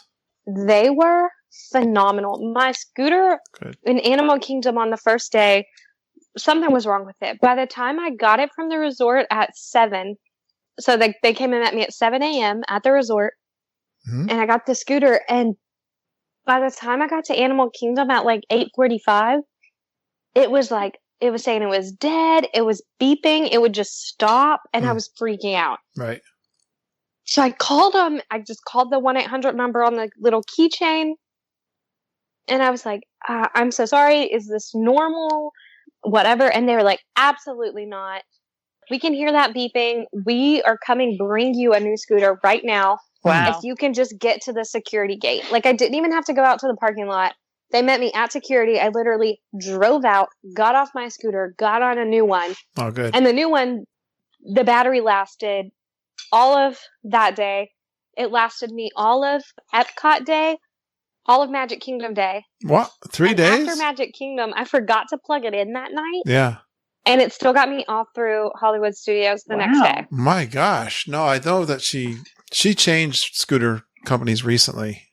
I don't remember why, but yeah, I think she's been really happy with that yellow scooter. So I'm glad. They should sponsor the Geek and Podcast. I love that. They should. They were amazing. And I just wanted to say, if there's any geeks out there, anybody who's listening who is concerned about using the ECV like I was, or who isn't able to transfer, because that was another issue I was really concerned about, was like, are restaurants going to let me in with the scooter? Because most people park them outside with the strollers. Yeah. So I was getting very concerned because I had the walking boot, but I wasn't able to walk on it yet. I hadn't been cleared for that. Yeah. So I was very nervous. It was making me nauseous almost to the point of just my anxiety was getting worked up over it. And so I was like, you know what? I'm going to do Animal Kingdom, and I'm just going to see what I can do. And then that'll just be my gauge for the rest of the trip. So we did Animal Kingdom. First ride was Everest, got on, they let you take the scooter all the way through the line. Yeah. I did my fast pass. And I think that's what was concerning to me, was like, will I be able to go all the way through? I got it all the way up to the little gate where I just had to stand and do a little bit of hopping to get where I needed. So if you're out there and you are worried or you are concerned about scooters or how they work, Disney has got it down to an art. Yeah, for sure. And a few rides, we got a little bit of line jumping because like the Caballeros ride in the Mexico Pavilion. Ah, They're Nice. like, you cannot take the scooter We from had- this line. You will rip it down. we had that same experience, and we had They just brought us right to the front. we had a It bunch was of geeks so with nice. us. We had a bunch of geeks with us too, and we all cut the line there that time. But Oh I- yeah, they let us cut the line on a That's lot, not and I felt always- so bad yeah, because I would like look at people. I'm like, I'm sorry.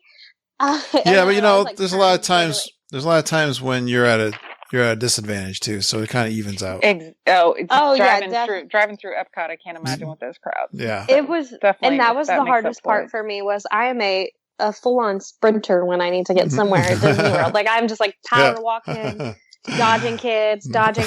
And Look out! I have a new appreciation for people who use scooters on every trip, because I'd be people do not care. no. They don't get Right. out of the way. Like they will just let their little kids run right in front of you. I know it. Yes, that's a And great it's topic. Scary. Madison, that's a great topic. I was talking about bringing on the Fab Five.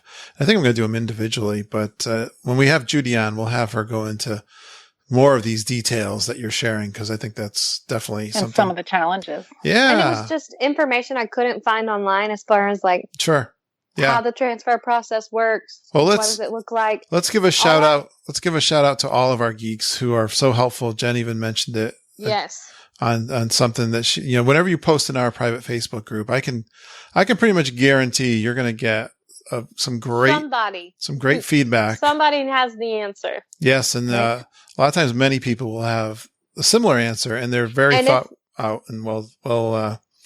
And if they don't have it, the travel agents that are in the group will find it for you. Yes. Even if you're not their customer, they will look and do research to find that for you. Our guys, they're all very generous with that. Our guys are very good with their time, our travel agents. Yeah, we're here to serve you. You know, it only benefits us, and they're serving people. So, and everybody, and not just the travel agents, but all of our geeks, they love to tell you their experience. So yes. Thanks so much for that. You guys. Wow, I think we covered a lot. Let me ask this one last question, and I'll get you out of here. But you guys are experienced people. What do you tell your newcomers? I know Madison said she's got friends that just show up and don't even plan. I mean, let's just tell everybody, don't show up to Disney World without a plan. Don't just show up. Make a plan. You gotta have a plan, like, at right? least a rough plan. I would say my tip would be my Rise of the Resistance strategy, one that I practiced every morning. All right. Even when I was home, I would set my alarm for 7:58 to remind myself to practice. So I ended up with boarding group 7 the first time. Ooh, wow. And then 19 the second time. You got a secret then? You're going to share with us? Well, so it's not that much of a secret, except I get in there and restart my phone. And then about 10 I close all my apps. And then at 7:58, I open the app. And then I just hit the learn more and then stay on that join boarding group and just kind of keep playing around on that. So 7:58. Yeah. And then I just watch Chuck doesn't do well with just standing around. Yep. So we had an hour once we got in there, and he did a speed test. We stayed on our internet, on our LT, I guess, or, your phone's internet, turned off Wi-Fi. That's what I'm trying to say. Yeah. And then he did a speed test. And right when you turn down Sunset Boulevard, there's those trees and then the benches. We stood right by that tree that's right in front of the old Starring Rolls. Yeah. And it was like 110 speed.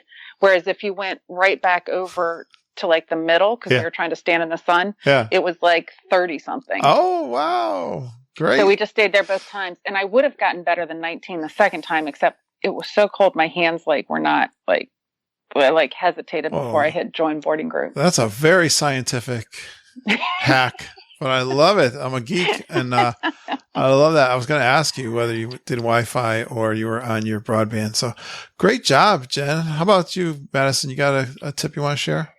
My plan is always make a plan, but it doesn't have to be set in stone. But that was proven even more so. My sister-in-law hasn't been since she was And so in about 10 years, and she doesn't go often like I do, or like I know this isn't my last trip, so I'm never down about not being able to do something. But she just said, it's just a vacation. Huh. If I don't get to do it, it's okay. I'm still on vacation. And I was like, that is the mindset to have. Yeah. Because I think we get so wrapped up in, I have to do it, I have to do it, I have to do it, that you forget, oh, wait, I paid a lot of money to be here. I'm on vacation. Yeah, I think you really got to, I was thinking about this, especially during the tough time we're going through, but you really got to appreciate everything. If I still want to go to, even though we've gone quite often, I want to appreciate it every time. And I think I'm going to appreciate it even more. Yeah. As also, if you get a solo opportunity, do it. Like, I had so much fun just exploring by myself and not having to like ask anybody if they were okay with me doing whatever.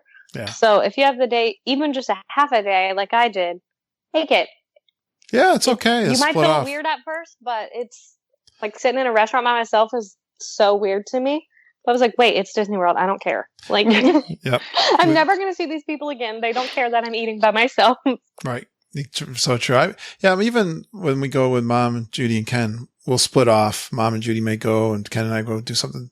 Yeah. Have a little time to do something you want to do. That's a great idea. If you got a big party, splitting off is almost essential, or else you're going to drive each other insane. Bananas. Exactly. Yeah. Guys, I love having you guys on. You guys are awesome. I'm so glad you made fun. You guys made friends, and you guys have been so active in our Facebook group. I really appreciate that. Madison's going to go to G3. She just hasn't decided for sure yet. She is going, huh? Jen? Oh yeah, Jen is she needs slowly but surely suckering me into it. I love that. I love the response we're getting so far. I want to go so bad. I just have to make it work. All right. So I hope you can. I'd love to have you. Did we cover everything? I think so. I put a note here, but I said it at the beginning, the credit that you should get for making all the attempts to meet up with Geeks. It's hard. It's hard. And I miss Stephanie Watson. I missed Amy Rhodes. There was a bunch of good girls there. I just didn't get a chance to see. I have no clue how you do it because we had a large group of people we knew there. Like, I had 3 cast member friends there working, and it was so hard for me to meet up with them. My coworker, who I see literally every day, he was there, and we had 2 or 3 park days that coincided, and I could never meet up with him. My cousin that was there, we only met up in Magic Kingdom. You were dedicated to it, and we thank you for doing it and for taking your time out to try to meet all of us. Definitely. Thank you for that. I have not heard that before, and I didn't even realize I was doing it so much. But it's important to me. When I see you guys, I just have it's a big thrill for me, and I try my best. Yeah, but it's a big place, and we're all doing our thing. But thanks so much. Wait till you go to G3. You ain't seen nothing yet. And that's what I'm excited about being solo, because I'm always so concerned about the people I'm with and their flow and what's going on with them. So just to be able to drop, then I can drop everything and be like, oh yeah, I'll shoot over. You're in Italy. I'll shoot over there now. And it'll be so much easier just being solo. And it's because we should have, if it happens like it did last time, there's so many people, you'll keep running into people because you'll recognize them from the group. Accident. Yes, you'll have more accidental meetups, which even those are fun too. Then, all right, guys. Well, thanks for coming on, and we'll get this out there for you very soon. And keep in touch. All right. Definitely. All right. Talk to you soon. Please stand clear of the doors. Por favor, manténganse alejado de las puertas. All right. Great job, Jen and Madison. That was so much fun to have both of you guys on. I always feel so comfortable with the folks that I've met before and that they've met each other. It was so much fun to have you guys on. And boy, did you bring a lot of fun stuff to do down in Disney World. That's another advantage of bringing a couple people on for the show. And you guys get lots of perspectives from the resorts and restaurants and fun things to do. That was awesome. And guess what? This past week was our birthday. We're 6 years old. Yes, I think we're tall enough to get on all the rides now down at Disney World. And it's so exciting celebrating another year of the podcast. So proud that I've been so consistent year after year, bringing you guys a podcast every Monday. And I'm still enjoying it like it was the first week. I had a pop-up in my Facebook from 6 years ago announcing the podcast. Hadn't even put it on iTunes yet. And it was saying how Lindsay and I had recorded our first episode. That was fun to see that pop up. I love those little history pop-ups we get in Facebook. Speaking of Facebook, we want to do a shout out for Christy Arnott. Thank you, Christy. Christy, I know from our local town here, and she sent us, Mom and I, a postcard with Toy Story characters on it, just saying hello and seeing how we're doing. So thank you, Christy. I can't believe you've not been on the podcast yet. So hopefully on your next Disney cruise or your next Disney park visit, you'll be able to come on the show. So hello, Christy. Thanks for listening to the podcast. And I had so much fun doing a Facebook Live this past Friday night, and I had an idea. I reached out to Jen Galambos, of course, one of our travel agents, and I said, Jen, last minute, I had spoken to her earlier in the week to come on the show. Thought I was going to record a podcast, and I did end up recording that, so I'll probably post that out there eventually here. But I thought I'd do a Meet the Geek Facebook Live, which really worked out good. I have bunch of questions I researched and brought them to Jen, and then, of course, there was lots of geeks jumping onto the live recording, and they had some great questions for Jennifer. So that was probably the longest one I ever did, almost 2 hours. And I'm going to do that again this week. And I want to thank everyone who joined in. A couple of shout outs, Rob Madiri, Glenn Kessler, Kevin Curtis Allen, Brandy Walsh, I know joined. I think Dana Brogneri was there. Adam Bloomfield had some great questions. Thank you, Adam, from Australia. Christy Houston. Hey, Christy. Thanks for joining in. And there's, I'm sure, lots of others. Thanks for all the questions. I'm going to do that again this week. So if you'd like to be on my Facebook Live, Meet the Geek, just let me know. I put a post out in my Super Geek group. Those are the people who've been on the show before, to see if I can find someone to bring to you next week. That was so much fun. And I want to also thank Deirdre Watts for stopping by for that. And you're going to be our Geek of the Week, Deirdre. Deirdre and I also were talking on the phone earlier today. She had a question about a book that she heard me reading and wanted to know if it was a good book to read.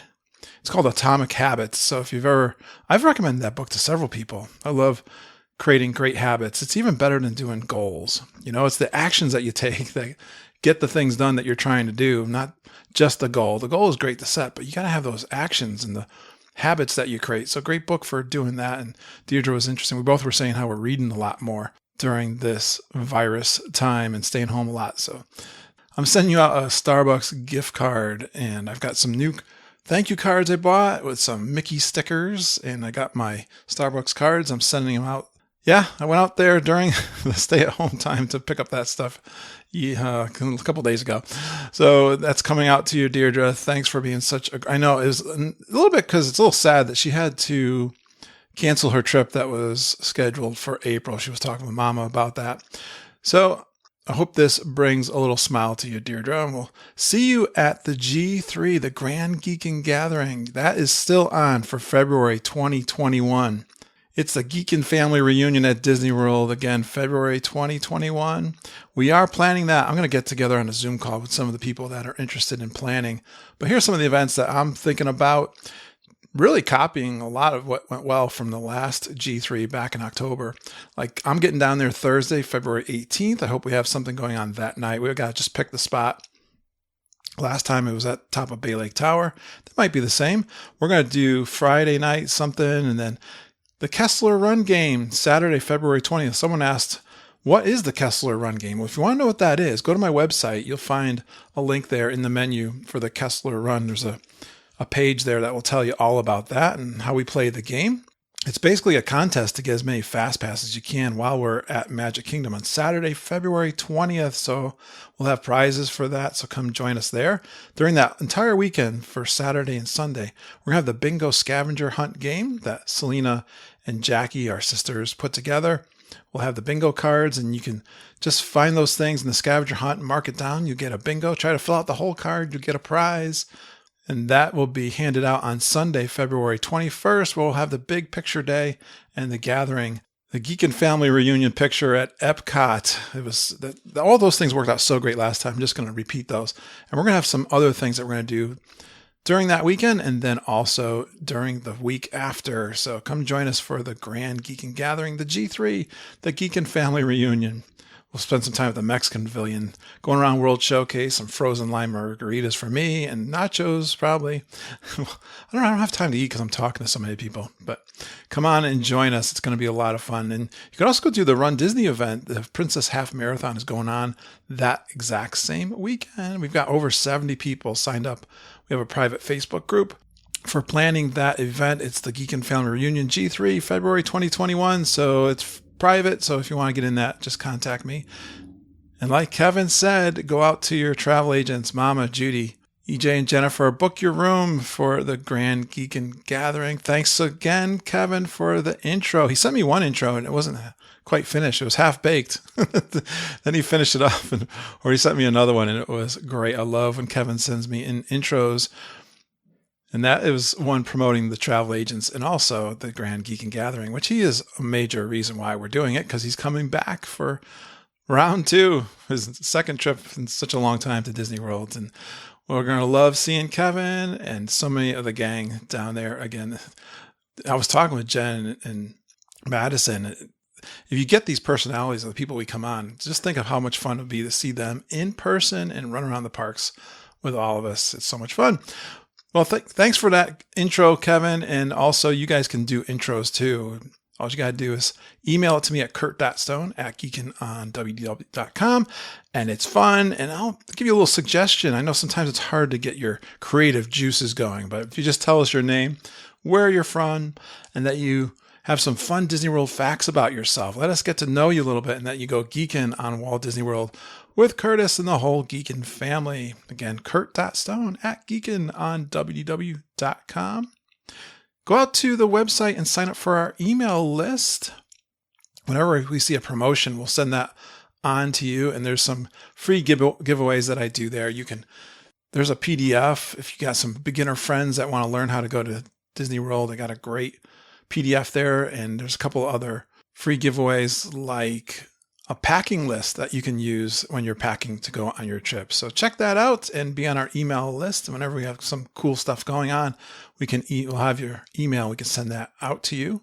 So now it's been about a year since I've been doing the patreon.com/geekinonwdw. Patreon.com is a place you can go to contribute a monthly donation to our show. It's something that Kevin, Curtis Allen, and Glenn Kessler set up on our 5th year anniversary 1 year ago. And I'm so excited. We have 44 Patreon supporters out there right now. And I like to give back to you guys for supporting us. And I put out some bonus episodes. These are my live recordings from when I go on my trips. The one I just did is from this past January, the very first trip of the year. And the first episode of that live recording is out there on patreon.com. I call it Inner Circle number 26. There's a happy birthday story. I'm telling a little story about what happened during my birthday, which is in January. I have a couple of coffee walks where I'm walking along Grand Destino Tower and the Coronado Springs Resort. I'm talking about the DVC event, the Moonlight Magic event, chatting with Mama and Judy a little bit. I'm talking about how cold it was. The iguanas were falling out of the trees. They were freezing up and falling. Talking about the firemen, and we're having a little chat with some of the firemen that were there for a conference. There was one guy from Boston there, and it was really fun. I recorded this whole show. It was a trivia contest over the Hollywood studios with a couple of the citizens from Hollywood, and I was in the show, so you have to hear that whole thing. So was Auntie Judy, because I picked her and brought her up, and we won a prize. So learn out what that prize was. Why did the citizens of Hollywood say it's a miracle to Auntie Judy when she got up out of her scooter? So that's a lot of fun. If you like those live recordings, you can get them by signing up for patreon.com/geekinonwdw. I really appreciate it. I'm so excited about that, guys. Thank you so much. I'll start putting some of those live recordings out on my regular feed. Coming soon, I am hoping to. And yeah, it's a tough time for travel agents right now, but definitely stay in touch with us. We have been booking some folks with that free meal plan that Disney announced for some of the folks. It's very specific to people that lost their trip due to the parks being closed, but definitely book your trip for G3 or whatever else you're looking out to do. Get in contact with our travel agents. They are awesome. Mama, my wife, and Auntie Judy, travelingtiaras@gmail.com, or Jennifer and EJ, you can get them on their little Dole Whips Facebook page. Yes, we are authorized and we're a planning agency through Fairy Tale Concierge. No doubt it's a little tough right now, but we're going to weather this storm. So I'd really appreciate you guys supporting our travel agents, especially during this tough time. I love talking to you guys. I'm committed to helping you with your Disney World vacation too. So reach out to me if you'd like to do a trip report, talk to me about your trip. Kurt.stone@geekinonwdw.com. We love you guys. Thanks for going geeking on Walt Disney World with us. We really appreciate you listening and geeking with us every single day. We do love you, geeks. Stay strong, and we'll get back to normal, I'm sure, real soon. But until then, have a magical day, and I hope all your dreams come true.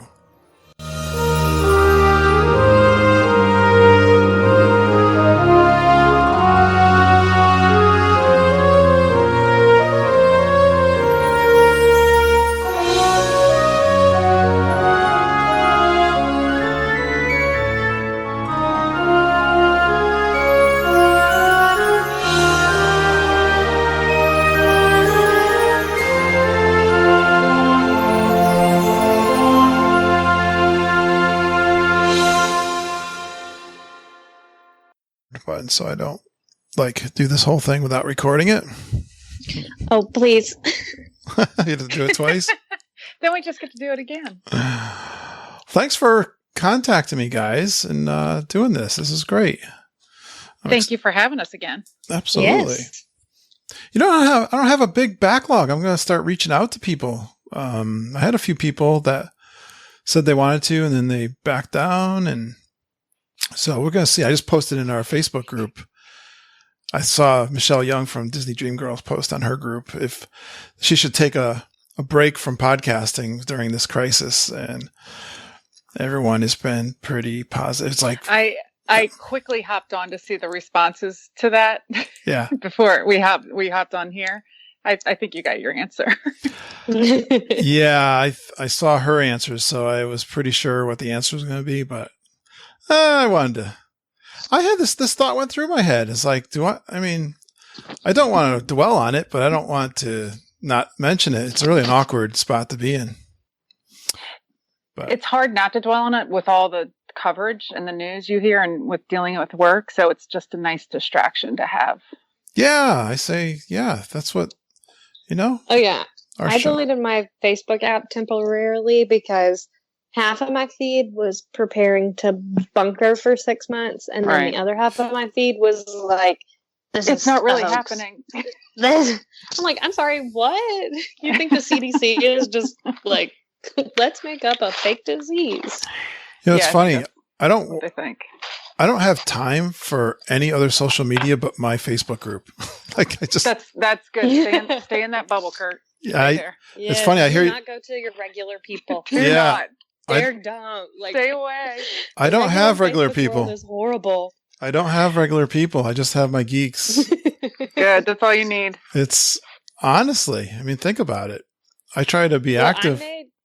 A while back, I made a separate Facebook page for my online shopping groups. Yeah.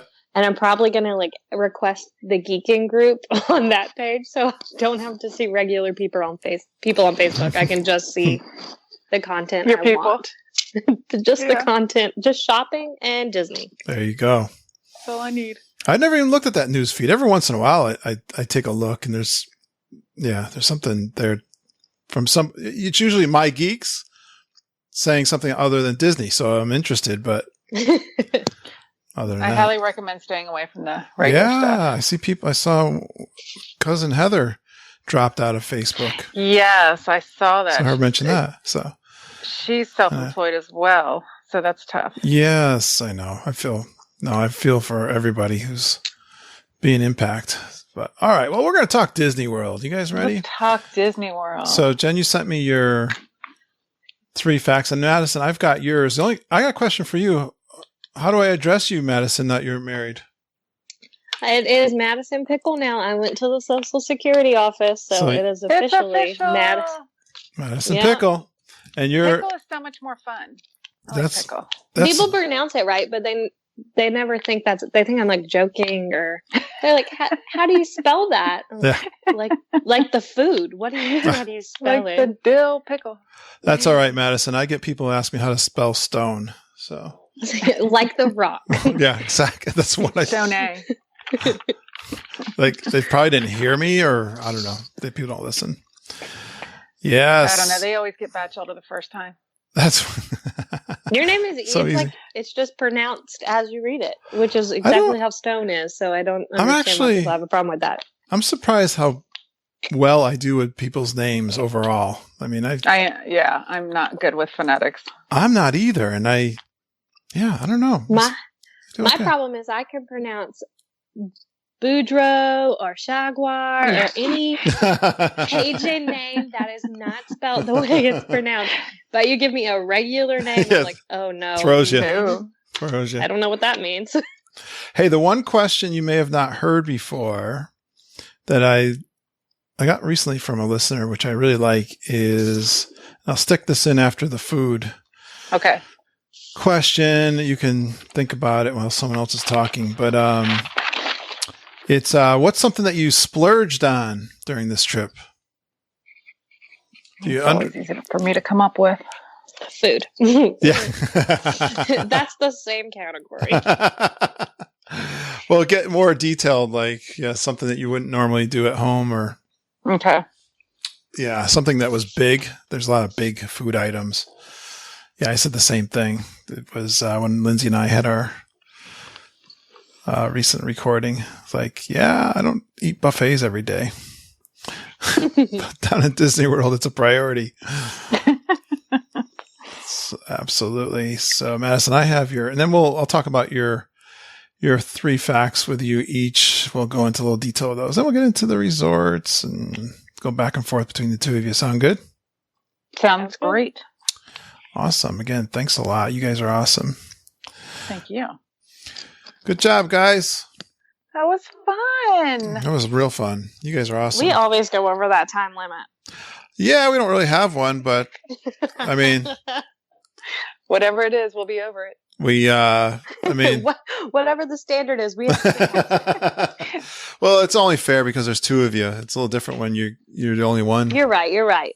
So that it's expected that you would be a longer one than normal. I also don't think I've never heard anybody complain that something's too long. Yeah. Like, oh, that episode was 2 hours. I had to listen to all of it. Nope. You hear in the podcasting world, someone would say, 30 minutes is probably the sweet spot. But, for a Disney World, I don't know, for our audience, I've asked that question and gotten feedback. They don't care. If they're enjoying the show and they've only... I definitely don't. I play it in my car till so here. But with you guys, Also, I think it's so fun to listen to how Jen's trip is so different than my trip, and my trip is so different than your trip, and so on and so forth. Yep. Everybody does something so different on each trip, and I love hearing their details about just one thing that they do that's a little bit different than everybody else. Yeah, honestly, because that's then right. I try to steal their idea. Exactly. If you just pick up 1 or 2 things that you were interested in, it's worth the listen, right? Definitely. That's I got interviewed by that professor. I don't know if you guys probably haven't heard that, but it released it in the Inner Circle one, and he asked that question, how do you? One of the hardest things for a podcaster is coming up with content consistently, and you want to be consistent. And I said, I hit this sweet spot with trip reports because they're really easy to do for me, but people give me feedback they really like them. So, it makes it easy. And I also think there's if you're the other part of your podcast was to deliver news, there's 27 other different ways that we can get that news. So it would be by the time you released it, we have it already.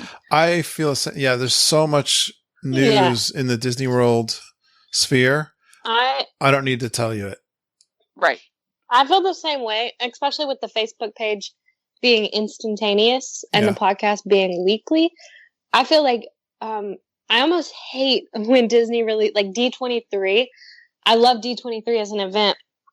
However, every media platform that I have that's Disney related is consumed by the same 3 big hit topics. So all my Disney podcasts at the time are just all that same content, where I know for sure I can go to you and it's going to be like a trip report or a roundtable or something like that. Yeah, I'd much rather hear that. Oh, thank you for that feedback. I like that. Yeah, I kind of feel the same And way. breaking news, it happens in the Facebook group, so we still find out. Yeah. Exactly. So we still find out through Geekin group, but it's not like a week late on a podcast.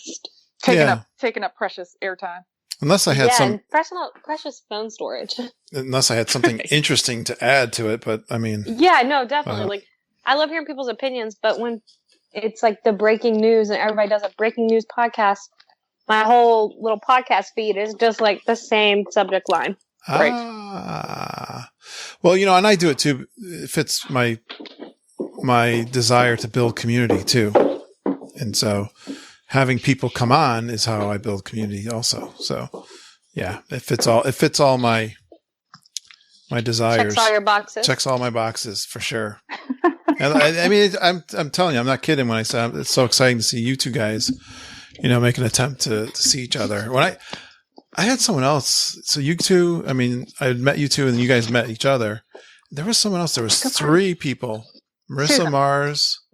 There was Susan. no, but I'm saying there was a picture recently in our Facebook group with 3 individuals, 3 ladies that, met down there, but I had met each of them individually. I was like, I know each of them would love to meet each other. Like I was so excited to see that picture. But you always wonder that. So I guess Madison, besides you, Madison was my first one. So you always wonder like how awkward that's actually going to be. Oh, that was me. I was like, oh my gosh, what if it's weird? I know.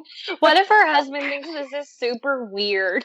Well, I kind of broke him into it. I'm like, so, I haven't met her, my girl Madison. Well, the fact that so Madison sent me a king cake because we were reminiscing about Mardi Gras and I was saying how much I love king cake. So she had one shipped from New Orleans. oh my gosh, Which was amazing. that's hysterical. Yeah. So that kind of made Chuck feel like she wasn't a internet serial killer. Although I did have to ask Jen for her address over the internet. And she was like, okay, I'm going to give it to you, but please don't come murder me.